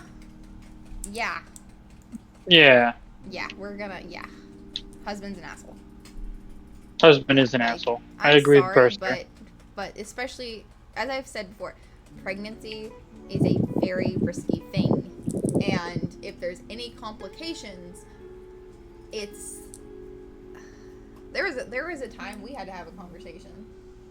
And it was a really sucky conversation to have to sit there with my husband and say, hey, if things get complicated, I want you to make this decision. Because at the end of the day, if anything would have happened, he would have had to make the decision of who is going to come home. Or what happens with our child. Or what happens with me. Like, pregnancy isn't just sunshines and daisies and, oh, it's a baby. There's so much that can medically go wrong. And even the slightest thing can tip the scale dramatically. So I can understand, especially when it's, I think, a week before this wedding, is the due date. Some women give birth early. Some women go past their due date. And I mean, I don't see why. How far out is he from the wedding? Because if he's like, it's a 2 hours. Okay. That's not counting for traffic. That's just Google Maps says it's 2 hours. I mean, I would say again, it's very much depends on their relationship. And he's not really seeming to care, though. Especially whenever it was brought to his attention that, hey, this is happening like right around this time of the wedding, and he's like, oh, so awesome. So if I need help or something, I can't depend on my husband to help take care of the child he created. Or if there's a complication or something, I can't depend on you to take care of the child and or myself that you had a part in. Like, if my husband said, hey, by the way, even though you just had a baby, I'm gonna go like 2 hours away, good luck. He would come home and find the locks changed. I would not want to be anywhere near him at that point. I'm saying that because if you're not going to provide at least a plan with me, if there's a plan in place, right, and the child shows up on the due date or earlier, that can be worked through. But what happens if she goes in labor while he's gone? Like, very rarely do children ever born on their due date. Usually it's early or late. Recently I've noticed a string of like pregnancies, like the birth has been late. Like a few days past the due date. Or a week past. That's scary as fuck. I'd be freaking out. What happened to the car? You turned it into a transformer. Oh, yeah. But I feel like his not really making an action to possibly set up a plan probably is a big factor in a lot of it. They need to work together and set up a plan, for sure. There's so much with pregnancies that's absolutely terrifying.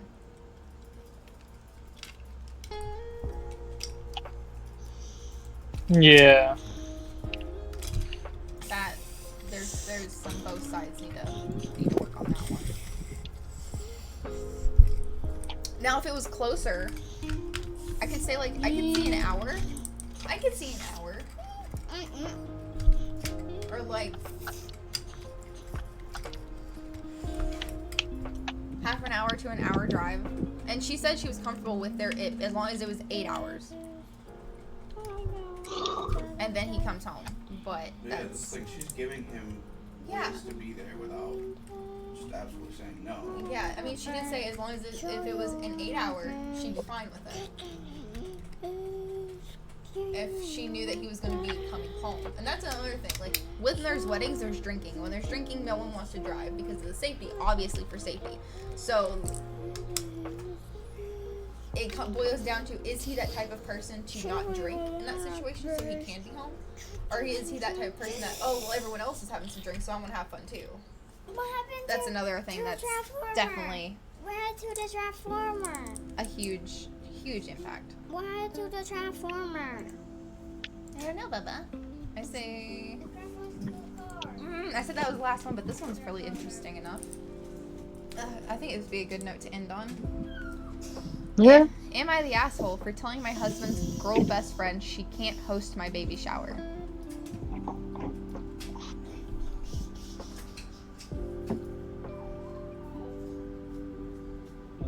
The way that was worded of my husband's girl best friend kind of worries me a bit right there. Because sometimes it's okay, but sometimes your spouse's girl best friend or guy best friend and you just don't mesh. I, 22 female, my husband, 23 male, got married young. I was 18 and he was 19. Both of us knew we always wanted to get married and start a family young. I started college 2 years ago and he has graduated with a Bachelor of Biomedical Science. Damn, I feel dumb. You're just handling shit that I'm never even gonna touch with a 10-foot pole. So yeah, I feel dumb. What have I done? Your work that you're gonna start doing is like way above my fucking knowledge brain here. Oh, yeah, building tanks. That's going to be interesting. My husband had a girl best friend, 23 female, who I'm calling Sam, who he met in college. Both of them grew up Baptist, and while he's left the church, they have very similar childhood and bonded quite quickly. Despite what you may be thinking, her and I get along really well. Okay. She and I like the same music, and we were both studying in relatively the same field, so she became a friend of mine as well. Hey, one of the rare things. I like that one. Since I found out I was pregnant, though, some issues have started to rise. We announced our pregnancy on social media after we told our parents. Sam texted my husband a congrats text and then told him to pass on well wishes to me. She'd been texting him nonstop with baby advice and what she likes to call advice for mama, which includes sometimes relatively targeted jabs at what I should eat. Honestly, I kept brushing the text off, but I got to a point where the conversations were less about the baby and more about me, which I was getting increasingly uncomfortable with because she wasn't texting me, she was texting my husband. My husband acknowledged this and has just started to show them to me and ask what I want him to do. I just told him to ignore them. When I announced I was having a baby shower and sent out the invites, I received a text from Sam. She said something along the lines of wanting to host my baby shower and set it up. I told her politely that my mom was planning on hosting it with the help of my sister and that it was a special moment for them and I wouldn't want to take that away. Well, Sam ignored that message because the next day she came over and insisted we start working out arrangements for the venue. I told her once again my mom and sister were hosting it and she told me that she should take her advice and let her plan it because he'd ensure that the baby shower would be better if she planned it, particularly because she'd be working on the menu. While it was pregnancy hormones or whether it was pregnancy hormones or just bottled up rage, I told her that the jabs she'd been making at me behind my back about my diet during this pregnancy to my husband are really annoying. At that, no, she cannot host this shower, and from now on, her unsolicited advice was not appreciated, especially if she can't say it to my face. That night, my husband's phone blew up with messages from Sam saying that he had no right to show her those messages, and they were supposed to just be health tips because Sam was studying nutritional science and only wanted to help her best friend and ensure a happy baby in life. I know she has somewhat good intentions. She's been a good friend to my husband and to me, so am I the asshole? And the wheels are fixed. The wheels are fixed. Marina's like, Sorry. Wheels are fixed.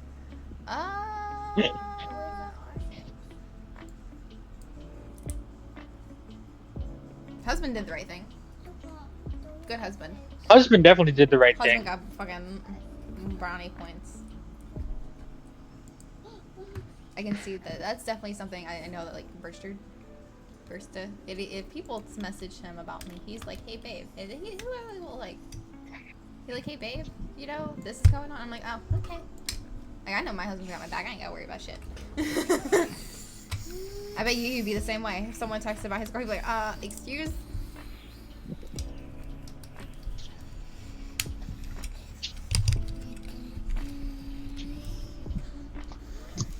Well, Have you I'm ever- probably. Have you ever had that Oh, man. issue? You know? What issue? Sorry, hon. Have you ever had like someone, like a friend, trying to like texting you or DMing you about like your significant other, but it's kind of like not really the best. It's like Oh. jabby. The only issue I've had with that is, as stated earlier, when I was talking about huffing and puffing, when he was like low-key kinda upset that I was in a like stable and happy and like, I think that the best way to say is healthy relationship. Cause like, yeah, she's younger than me, but she's so mature. Oh my god, Mimi, you need to stop being so cute. God damn it. Sorry. Oh my god, damn. Catch a case of this one. But like, he would always say stuff like, he would always send me messages like, you know, like, what are you doing today? I'm like, I'm going out with, you know, my partner. He goes, oh, out with her again? All she does is steal you away from me, blah, blah, blah, blah, blah. And I'm like, dude, you're invited. Every time you go out, you're invited. Like, Yeah, no, that's disgusting behavior. What the fuck? No, you guys don't deserve that shit. That's. it's like, but yeah, the problem with it is, like, here's the topic, okay? That I'd love for your input on. When do you draw the line with your best friend? Because I've known this guy for 10 years. And ever since he's started playing the game, all he cares about is women. Like, he cheats on his IRL partner. At that point, But, I feel like. but he doesn't. Like, it's a massive mess. Because according to him, she knows all about everything. I personally don't believe it.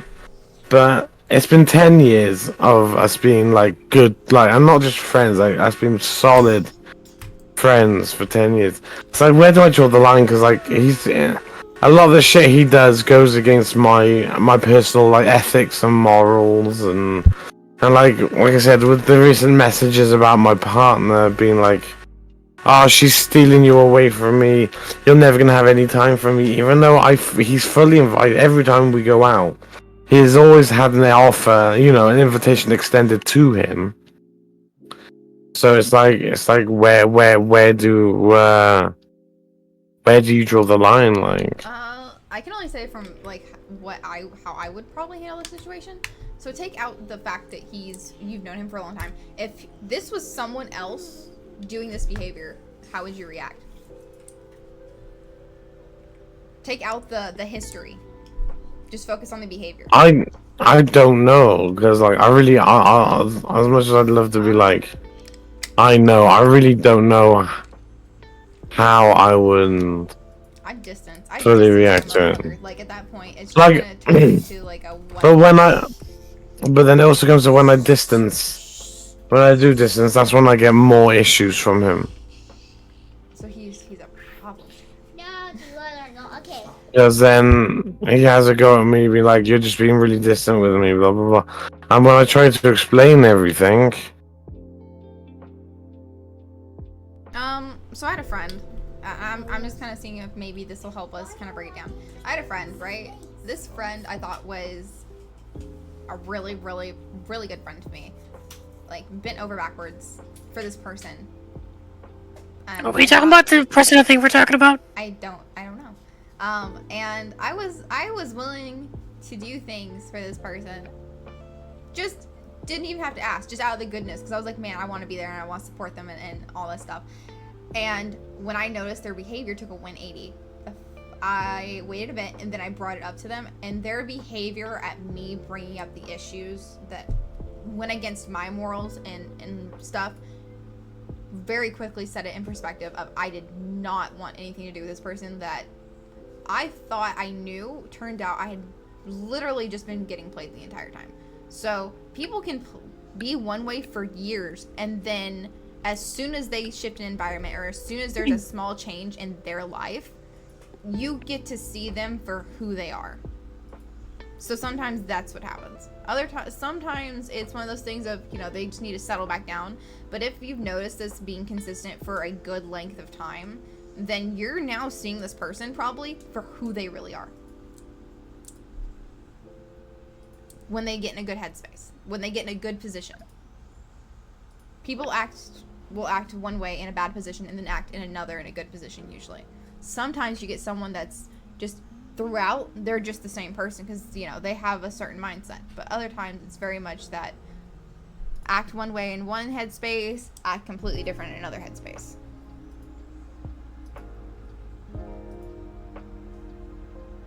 For me, I'd put in distance. I would, even if it caused them problems, it wouldn't, at that point, what they have going on would not be my problem.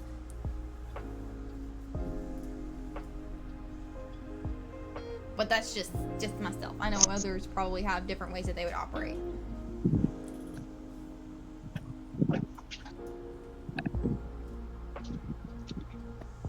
You guys are the ones with more experience. I'm just a guy in the background. Damn, honestly. I'm just kind of in the background, like stealing some of the crackers. No, I'm in the. That's the difference. I'm in the background texting Zach, telling Zach that Chrissy's hot right now. I've been doxxed! I'm just reaching behind the bar, just grabbing my snacks. Like, man, they're distracted right now. I get everything. You can ask Zach. I actually did that. Mimi! I'm looking at this. Ma'am! Thanks. Now everyone knows my name. I'm looking at this. You're still- I knew it anyway. Like, Oh, I didn't even know there was their names. I immediately forgot whose name is who. you'll never know my name. Wahahaha. It's like, wait, what? I'm Blackjack McGee. Why are you DPSing and she healing? It should be the other way around. Oh my god. She's the one casting like Fire 6 and everything. Okay. Saba. I have to say here, that is a really fucking shitty situation to try and be dealing with. Especially because you said you've known that friend for a long time. 10 plus years, yeah. That makes it so much fucking harder because you have so much history. So Well, that's the thing. So for context, he was there when I was first diagnosed with cancer. He was there when I was first diagnosed with cancer, and I beat cancer for the first time. He was there when my engagement all fell apart. Like, he's been through some of my roughest times with me. So, as far as I was aware, me being like as unconditionally happy as I am now would be a good thing. But I think, you know what? it's. I should have a better understanding. I know he's currently in something.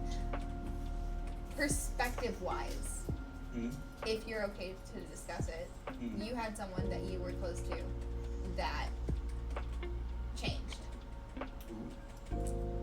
You had a friend that changed. Oh. Very dramatic change at that. Oh. Fuckhead? Yeah. Who I used to work with? Yeah. He never really changed. He's always been that way. He just kind of... I just kind of let it go until it became an issue. Yeah, it was definitely a huge slap in the fucking face. But it's... It was when he started involving things in the house. Yeah, that was when... I And say... when I found out he was cheating, or trying to get you to cheat. Yeah, that was really fucked up. So there was a friend, and said friend was started some shit at they worked together. So he started shit at the workplace first. And we at the time were roommates. And then he tried to get me to be unfaithful to my husband, and that wasn't working. And he even tried to say that my husband was being unfaithful. That it was that was a huge, that was not fun. Yeah, I was about to say something real bad. That That was not a fun situation at all. I'm not gonna say it anymore. I blame Mimi. Mimi tries to make me unfaithful all the time. I was about to say I'm gonna make Kissy's husband unfaithful. How? When I ask, I'm trying to get you too. Fuck. Can't be unfaithful. Can't breathe. Can't break faith if both all parties are on the same fucking table, can you? What happened? Yeah, who's there? What did I miss? Oh, So what did I miss? you said I'll make someone unfaithful. I said you can't do that if all parties are on the same fucking table.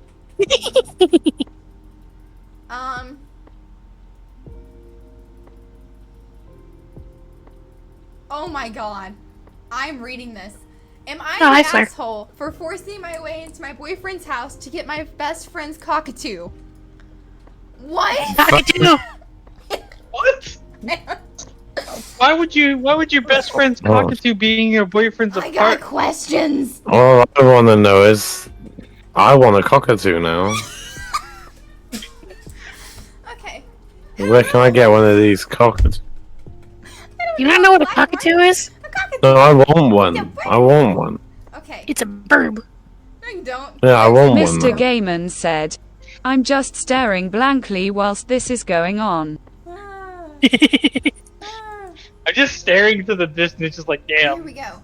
Hello, all. I, 24 female, Yeah, cockatoos are kind of difficult to take care am of. very unpleased about the whole situation. My childhood best friend Libby, 22 female, has a red-tailed black cockatoo named Carrot Cake. Those things are fucking expensive. She's had him since she was 5, Holy so shit. she is very attached to him. Only went to a community college to stay home and be near Carrot Cake. All of our mutual friends love Carrot Cake, so do I. We all used to just hang out at Libby's house, mostly when we were kids, just to be by Carrot Cake. My boyfriend Lincoln, 26M, got questions about the name fucking Lincoln, loved birds. He owned a few small ones. I did tell him about Carrot Cake. He did get really intrigued and interested. He wanted to meet Carrot Cake. We only been dating for 2 months at this point and haven't met Libby, only a few of my other friends. He did ask questions, assumed he was only intrigued and didn't think much of it. Libby asked me to watch Carrot Cake as she is visiting her grandparents in another state. I did agree, this wasn't my first time. Libby dropped Carrot Cake off and he'd been doing great. He's very loving, he's been very attentive. I let him fly around and I did invite Lincoln over as he was staying the night. He did invite his best friend Maxon? What the fuck is, you know what? Both were playing games and doing their own thing. I was napping during the whole thing. Until I heard a loud squawking and wings flapping like crazy. I woke up and walked into my office to see Lincoln trying to grab Carrot Cake.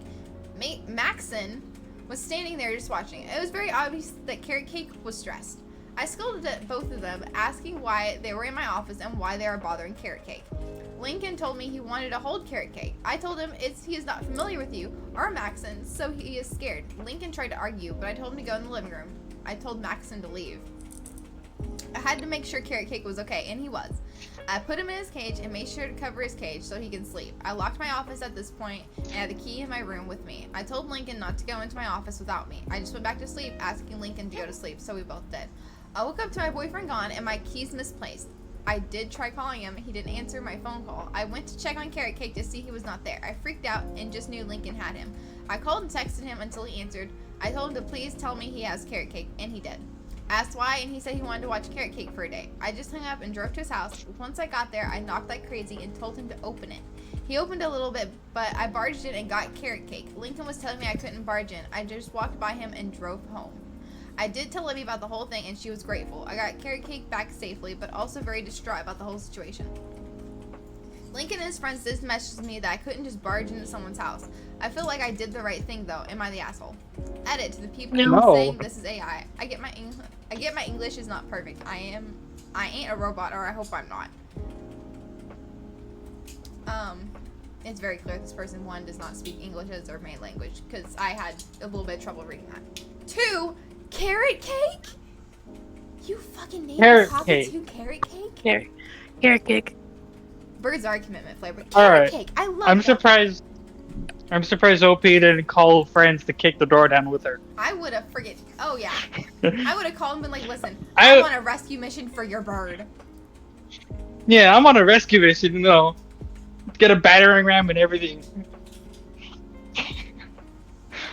Like, I don't think that's an expensive bird, right? Like you said. Who said that? Yeah, they're yeah. So you're basically, I know birds, animal, pets are not supposed to be seen as objects, but the law sees them. That's like a very big criminal charge if that animal gets hurt or is technically stolen. Flair's doing some deep diving. Flair's deep diving. We gonna find out the price of this goddamn cockatoo. And it doesn't matter about the coloring because it said that this was a red-tailed black cockatoo. Coloring could matter because certain colors are rare for certain animals. Listen, man. So I don't know. You can't just. She had a right to barge him. That was a stolen. Yeah, she had a bird. right to barge in.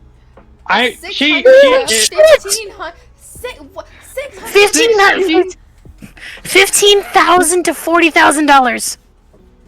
Okay, listen. And now, if she kicked the door off its hinges, I would have understood. And Flair said that I'm guessing some a standard average cockatoo is probably Standard one, yes, but a red-tailed black cockatoo. That $15,000 to $40,000. All right, so basically, I'd make it. I'd be like, listen, do you want to have babies? We'll up the population. Those are pretty. They're expensive. Hang on, I bet they're gorgeous. Yeah, I know. No, No, Flair, that's for standard. that's for standard, not for red-tailed. They're fucking expensive. Yep. Red-tailed black cockatoos are between 1,500 to 40,000. Hand-raised birds are often bought anyway. Yeah. Yep. Holy shit. Yep. Standard is not. Standard is. I think a regular cockatoo is more affordable. Yeah, regular cockatoos are like maybe $3,000 to $4,000 depending. Flair googled and said it was 1,600 to 1,500. Oh yeah, that. So. Yeah. Not that bad. Don't get But exotic fucking. But yeah, those are. She's had that since it was 5. Since she was 5. That's exotic. Sorry, Yeah, cockatoos can live for a very long time. Okay. Ready? Here's another one. I'm giggling a little bit at this one. Am I the asshole for not telling my best friend her crush is gay? Oh no! Oh no! Oh god! My best friend, we'll call Amanda, has a crush on our mutual friend, we'll call Alex. Amanda and myself have been friends for about 7 years, while we've only known Alex for a few months. Amanda constantly flirts with and hangs around Alex, and it's quite obvious she likes him. For this reason, Alex tends to prefer to hang out with me. And the reason unbeknownst to Amanda, because he's just another friend to me, which makes Amanda jealous that he hangs out with me all the time and not her. Even though I have repeatedly told her I am in no way interested in him, he disclosed to me that he was gay. But told me he didn't want me to tell Amanda because he could tell she liked him. Amanda proceeds to ask him out the following week after he told me this. They went on a date, after which Alex finally told Amanda he was gay. Amanda tells me how badly and stupid she feels, and how she felt like a test subject and turned him gay. I told her I'd known for a while and that she didn't turn him gay, but he didn't want her to know. She's now furious at me for making her feel like an idiot and letting her go on a date with him and won't talk to me. Am I the asshole for not telling her he was gay? Edit. Holy cow, this got way more answers than I thought I would. Thank you for all of your input. As for why Alex actually took her on the date is beyond me.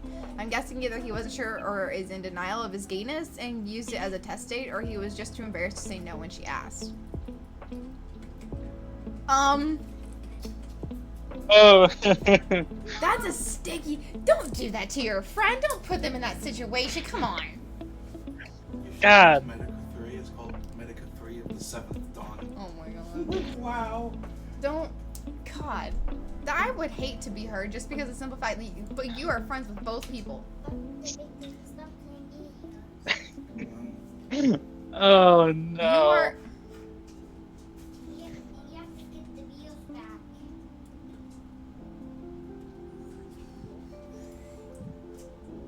Like. What? That one's.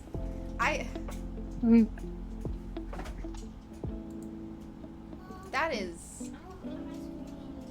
I don't have ice cream, baby. I'm sorry. And I don't have ice cream. I know it's hot. I'm hot too. Yes, you are.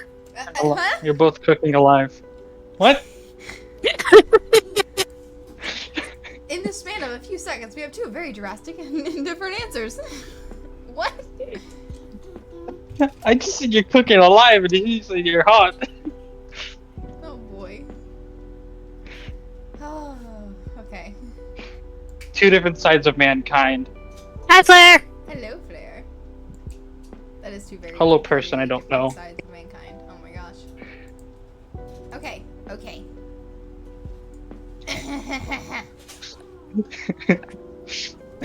Here's another one. Am I the asshole? Not accepting dad dating my aunt after mom died.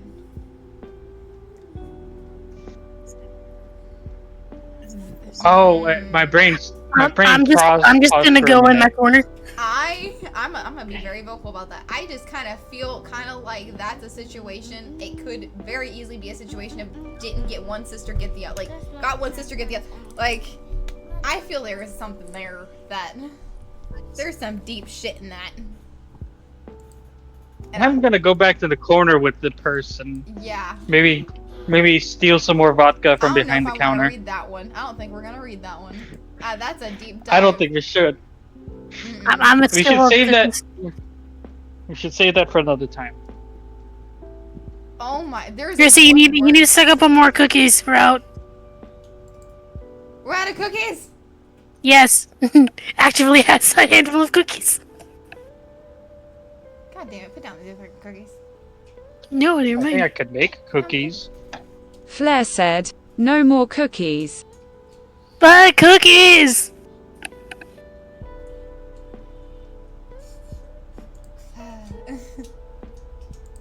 Slow down the cookies. Also, Flair, I had a dream about Kiyoshi, and I woke up with a fucking headache because of it. I blame Kiyoshi for my headache. Okay. Okay, wait, what?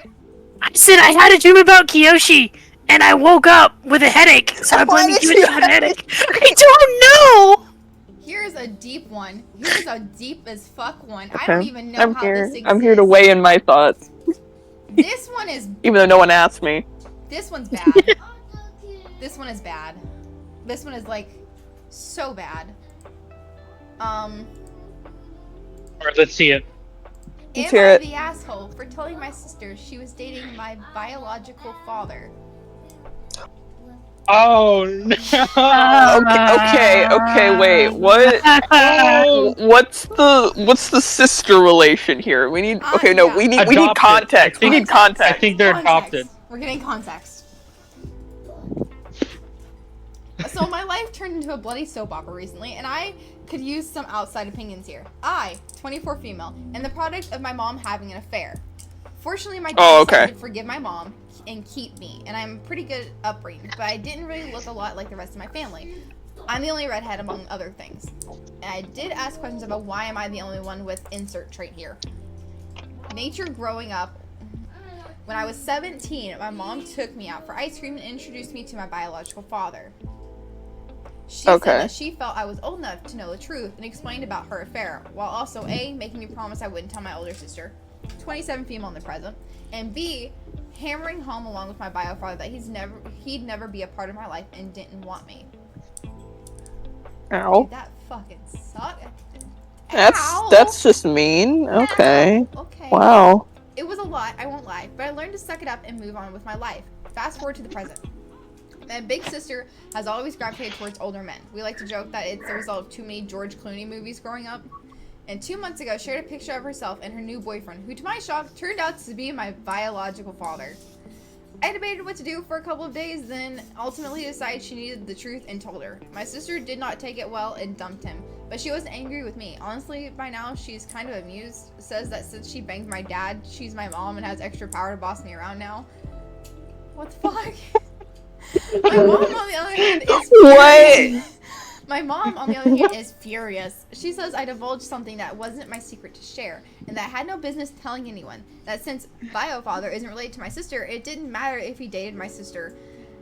And it wasn't like they were talking marriage anyways. It's been 2 months and she's still angry, still snide, calls me a traitor, and finds excuses to make loud comments about how I can't be trusted with anything private or important, so beware. At the time I thought I was doing the right thing, but I've never seen my mom this angry before, and she sustained that anger for 2 solid months, so I'm starting to worry. Did I actually do something really shitty? Am I the asshole? No! No! Girl! Sweet summer child! What the fuck? Holy! That is the mother's fault that she couldn't. That she wanted to keep it secret. Yeah, no, what the hell is this, man? She couldn't stick to it. That's her fault. God, what the?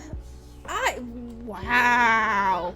Yeah, I think the sister had a right to know. Yeah, the sister had a and also, just don't date older people. Don't do that. Don't do that. Don't do that. Do what you want. Jesus. No, Christ. don't do that. Definitely don't do that. That's. That is date people in your age range. That is incredibly funny. It's coincidences like that happen sometimes, and it's just wild. That is. I'm happy. I'm happy that the sister found it very amusing. Yeah. But the mom is an asshole because, did you really want her to be continuing to date your dad? What if that progressed into something more? That would be so fucking awkward at the next family reunion, you know? Or the get together. Yeah. How are you supposed to do family reunions and shit? I'm here. It's like, hi, I'm also your. If they had a child, it's like, hi, I'm your aunt and also your cousin. That is. What? Just, huh? I can just imagine it being like, okay, what? See, that's in the whole situation where someone looked up if they could be their own grandpa. If anyone's ever read that. Yeah, this just all seems really, really what the fuck. That's. Folks, just date people in your age range. Yeah. Well, I mean, I will say this: if you are a legal adult, I'm serious. Adult. Yes, legal adult. Age fluctuates differently. Yeah. Things work a bit differently when you are of adult age. Yeah. But it's questionable. I'm gonna say this: if you are dating someone that's way older than more, I'm gonna say more than 10 years. I'm gonna give a 10-year leniency because be prepared because y'all ain't gonna have a smooth sailing anything. There's gonna be a lot of vocalization on that. That's gotta be. Yeah. Yeah, no. The fucking sister's reaction. I banged your dad, so I have more authority over you. I mess with your dad someday. At least I can make a joke out of it in that part, but still, that's wild. It is. I love it. Absolutely wild. I love it. At least they have a great relationship as sisters. 100% yes. Yeah. That's a good sister relationship right there. Sisters to the end. Yes. All right, that was. I'm not gonna lie, that was a fucking roller coaster of emotions right there. I mean, a lot of these are roller coasters. I've been doing this for a while. I've gone way over what I was gonna do for this fucking podcast, but it's the first one I've done since October, so we're just having fun with it. Yippee! This is yeah. Man, this is I just be our shouldn't be little here, but I'm thing here on a anyways. Sunday. You shouldn't be gonna be here anyways. I invited myself in. As soon as you use Ready, I planned to drag him in. Lucy. Oh yeah. Lucy kidnapped me. She dragged me in by my ear. Am I the asshole for getting mad at my crush for using dating apps when he says he likes me? Hey, Mama Lucy, I've just got one thing to say regarding that old podcast. There was nothing but chaos. I yearn for the pole. Oh, goodness. Oh, Father, I yearn for the pole. That was yes. I'm Unhinged missing as fuck. context, and I don't know if I So want I it. was mentioning about. Oh, not. Oh, wait, I heard Yeah, that. I was mentioning about a character, and I mentioned that there was an incident with this character, and it turned into that. So that's what Me and Blair know Talking- exactly what's being talked about. Yeah, you guys Yeah, unfortunately. Yeah, I was like, she's like, talking about Heather. It had to do with my character. And she's like, What, do you think it she's sounds like I yearn like... for the pole, Father. And then he's like, we were talking about it being a priest, so she was calling the priest daddy, and You mentioned the priest, and it just snowballed. I did. It was a good. It As was a soon as you good. mentioned that priest, it was done. It was like, okay, well, this is what's happening. We're just gonna roll with this. Okay, am I the asshole for getting mad at my crush for using dating apps when he said he likes me? I feel like You're not together, so the guy said that until I said liked me back had made it clear that he does in fact like me and he likes all the things that I want in a relationship. But as I saw and he showed me, he still uses a dating app. It's a different type of dating app, Phoebe, or other than the generic. I said something to him about I like you so much. We've been talking almost a month. Why are you still on dating apps? He said I don't use it for dating. That message was sent a month ago and the girl just now replied. Am I crazy for not liking that the dude who actually wants to date me is using dating apps as a backup if me and him don't work out? I deleted my dating apps and have one that's just deactivated, FetLife, because I have receipts in case I need them. So yeah, I just want opinions. One, you guys aren't together. It'd be different if you guys were like dating. Yeah. I do understand though, like how that's gonna affect, like, kind of hurts a bit. If you're talking to someone and it's very clear there are intentions of dating, and you find out that you just kind of Yeah, I don't know. It's a tough one because like there's like I'm in a relationship, but I still have a dating app on my phone. I don't use it, but like I forgot to delete it. I probably should delete it, but like whenever I get around to like deleting it and stuff. Yeah, on that note, maybe I should delete it, but it's like I don't actively use it. It's not there as a backup. It's just there from when I was on it. So it's like, I guess if he's not actively like going out of his way to message people on it, I don't see the issue in it. But if he's like messaging people, even if it's under the guidance of like some guys do, well, I'm only using it now to make quote unquote make friends. Like, nah, fuck off with that bullshit. Like, nah. If it was like, oh well, I'm using it to make friends. You know, then don't use a dating app. Like, there's a lot of apps that are specific for making friends.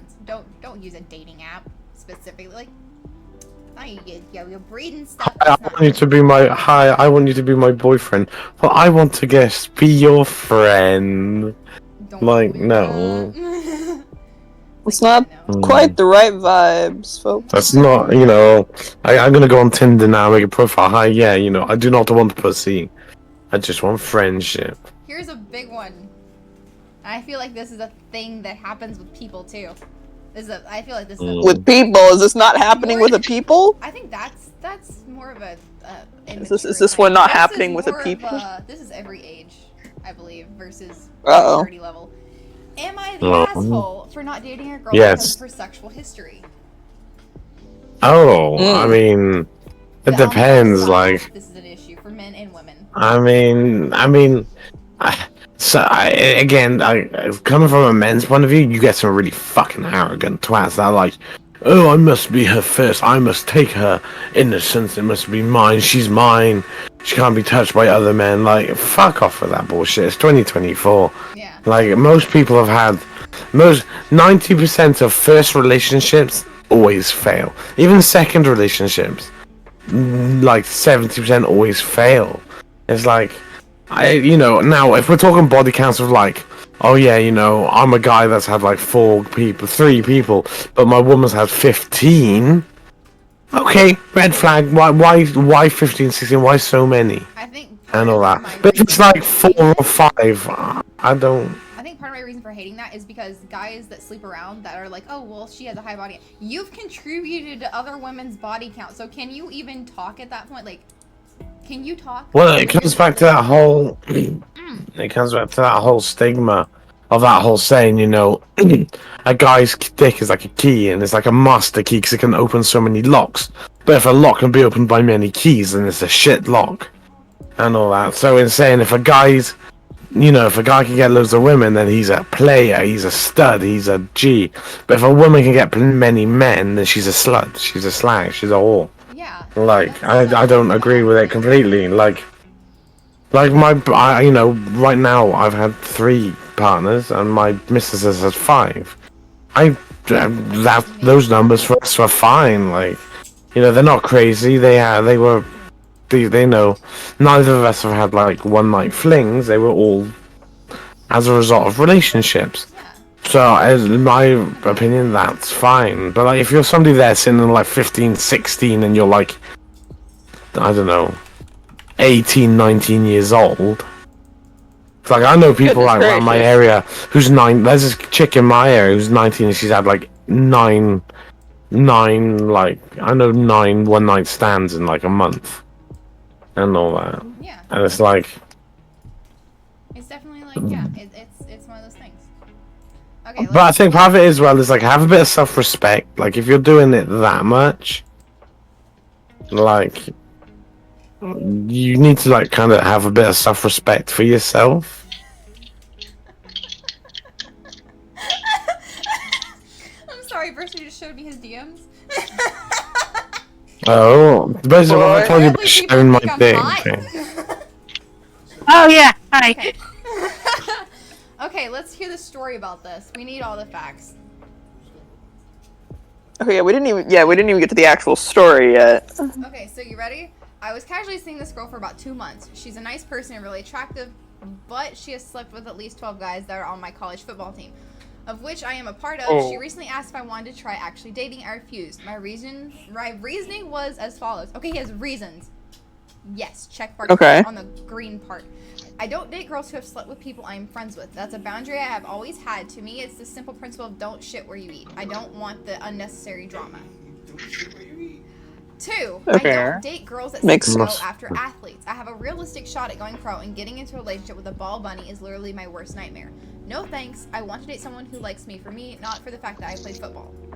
I didn't want to tell her why. As soon as I said no, she said, is it because I slept with a bunch of the dudes on your team? Me being kind of on the spot, I said yeah. She was obviously hurt, and I did my best to make it clear that though I think she was a really good person, it was just a mismatch of boundaries. We agreed that to part ways and not continue to hang out. A little while late, a mutual friend who I think has feelings for her blew up at me and called me a sexual asshole. I really didn't get it. Like, if I was into dudes and this girl was a dude I was sleeping with, then my answer would have been the exact same thing. Plus, like, dating a girl with a reputation on a football team is just asking to be roasted about it.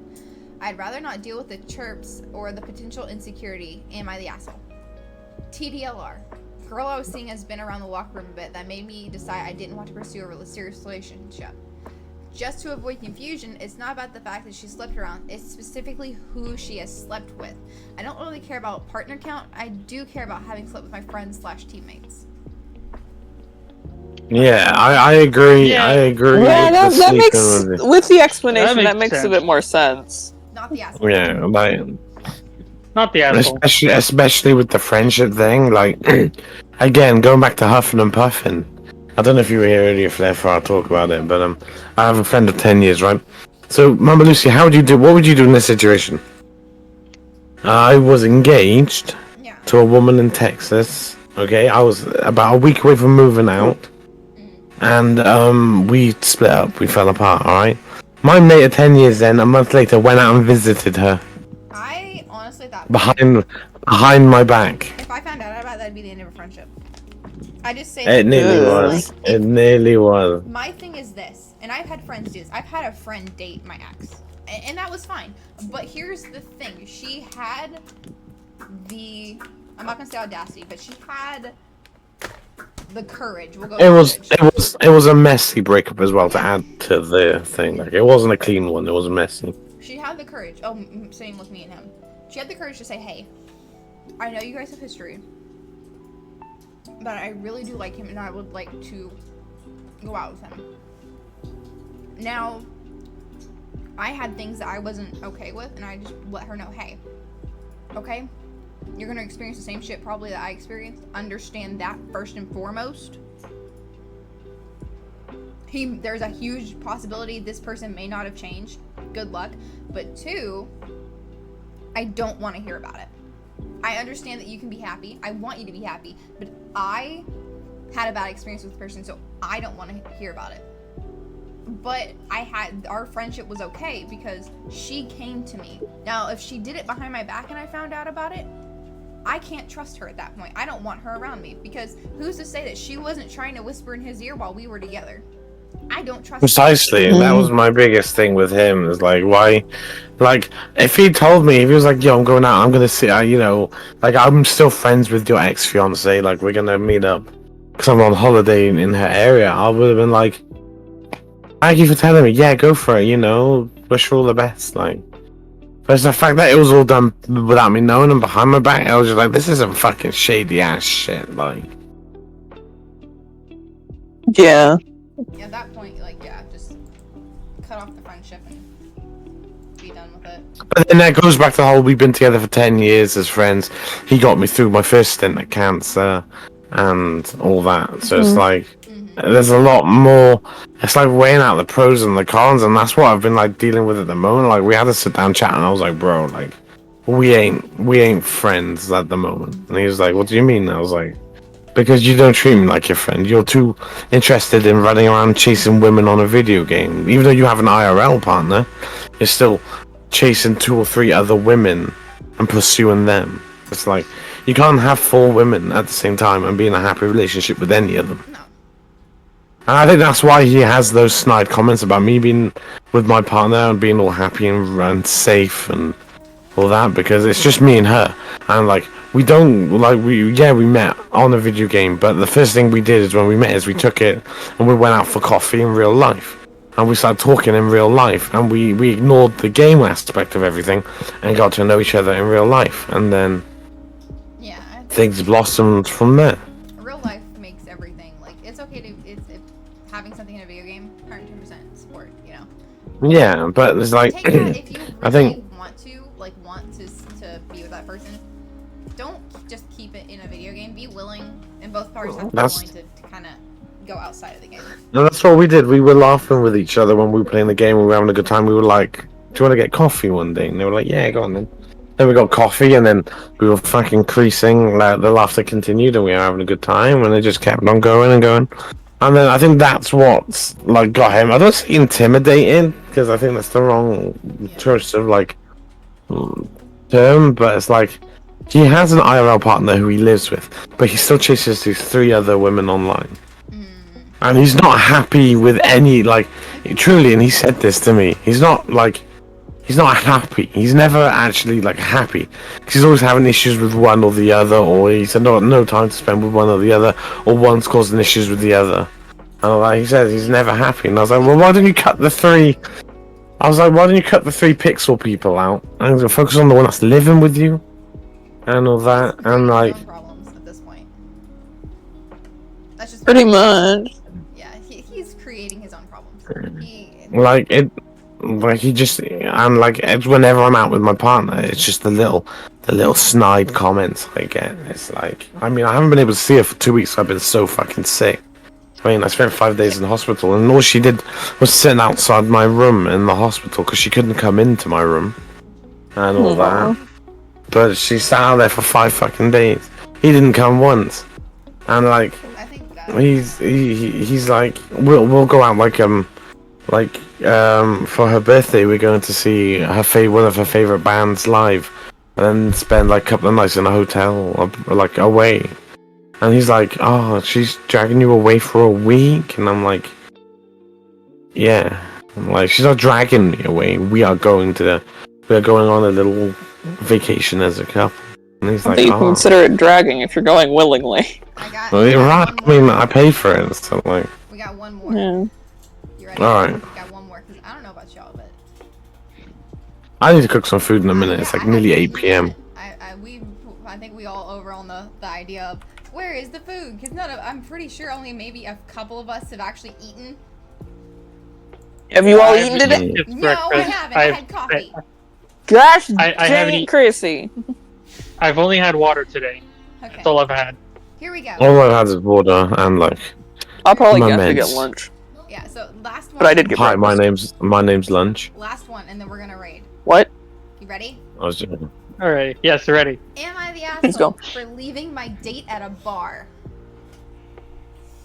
Okay, this is one that Context. you need context. and you need context Yeah, this because is one that needs a lot of I'm context. getting like catfish vibes Now, off that. here's So the like, thing. I will say right now, before I even start reading, the comments have been locked.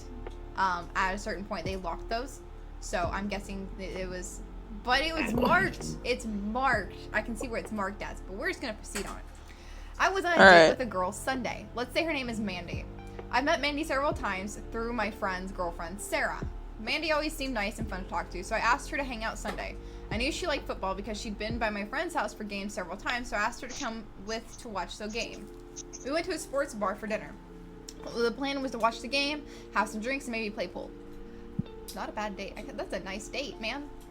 Yeah. So I picked her up Sunday. We got to the bar and Mandy said that her friend was there sitting at a table with some other people. She went and said hi. We sat at the bar and ate. Then she asked if it was cool if we went and sat by them. I didn't really want to argue, so I agreed. We went over there and she introduced me. That was basically it. From then on, I felt like a third wheel. I tried to talk about football with some of the other people, but they didn't watch sports. I tried starting a conversation about other stuff with one of the guys. It didn't seem like I was going anywhere. So I sat and watched the game with Mandy, while Mandy talked to her friends. Time passed, and the game was almost over, so I told Mandy I was probably going to head out after, and she said, oh, come on, one more drink, then we'll go. Okay, fine. Then her friends start buying rounds of shots for each other. Not me. Understandable, they don't know me, besides I was driving. I finished my soda and told Mandy I was going to go because I worked in the morning. She got a confused look and looked at her beer, then the time. And then her friend, she said, oh, well, I didn't finish my drink yet. I said, well, I'm leaving. I can give you a ride home if you want. She said, okay, let me finish my drink. I said, okay, and sat down. Then she started screwing around with her friends again, going outside with them, playing darts, not drinking her drink. I said, Mandy, I'm leaving. She didn't acknowledge me or even say bye, so I left. Yesterday after work, Sarah called and yelled at me about leaving Mandy stranded. She said when you drive someone somewhere, you should take them home too. That she didn't know I was such a jackass to leave a girl at a bar alone, that Mandy didn't even know I left till she'd seen my jacket was gone. And apparently Mandy had to lift home and I should reimburse her.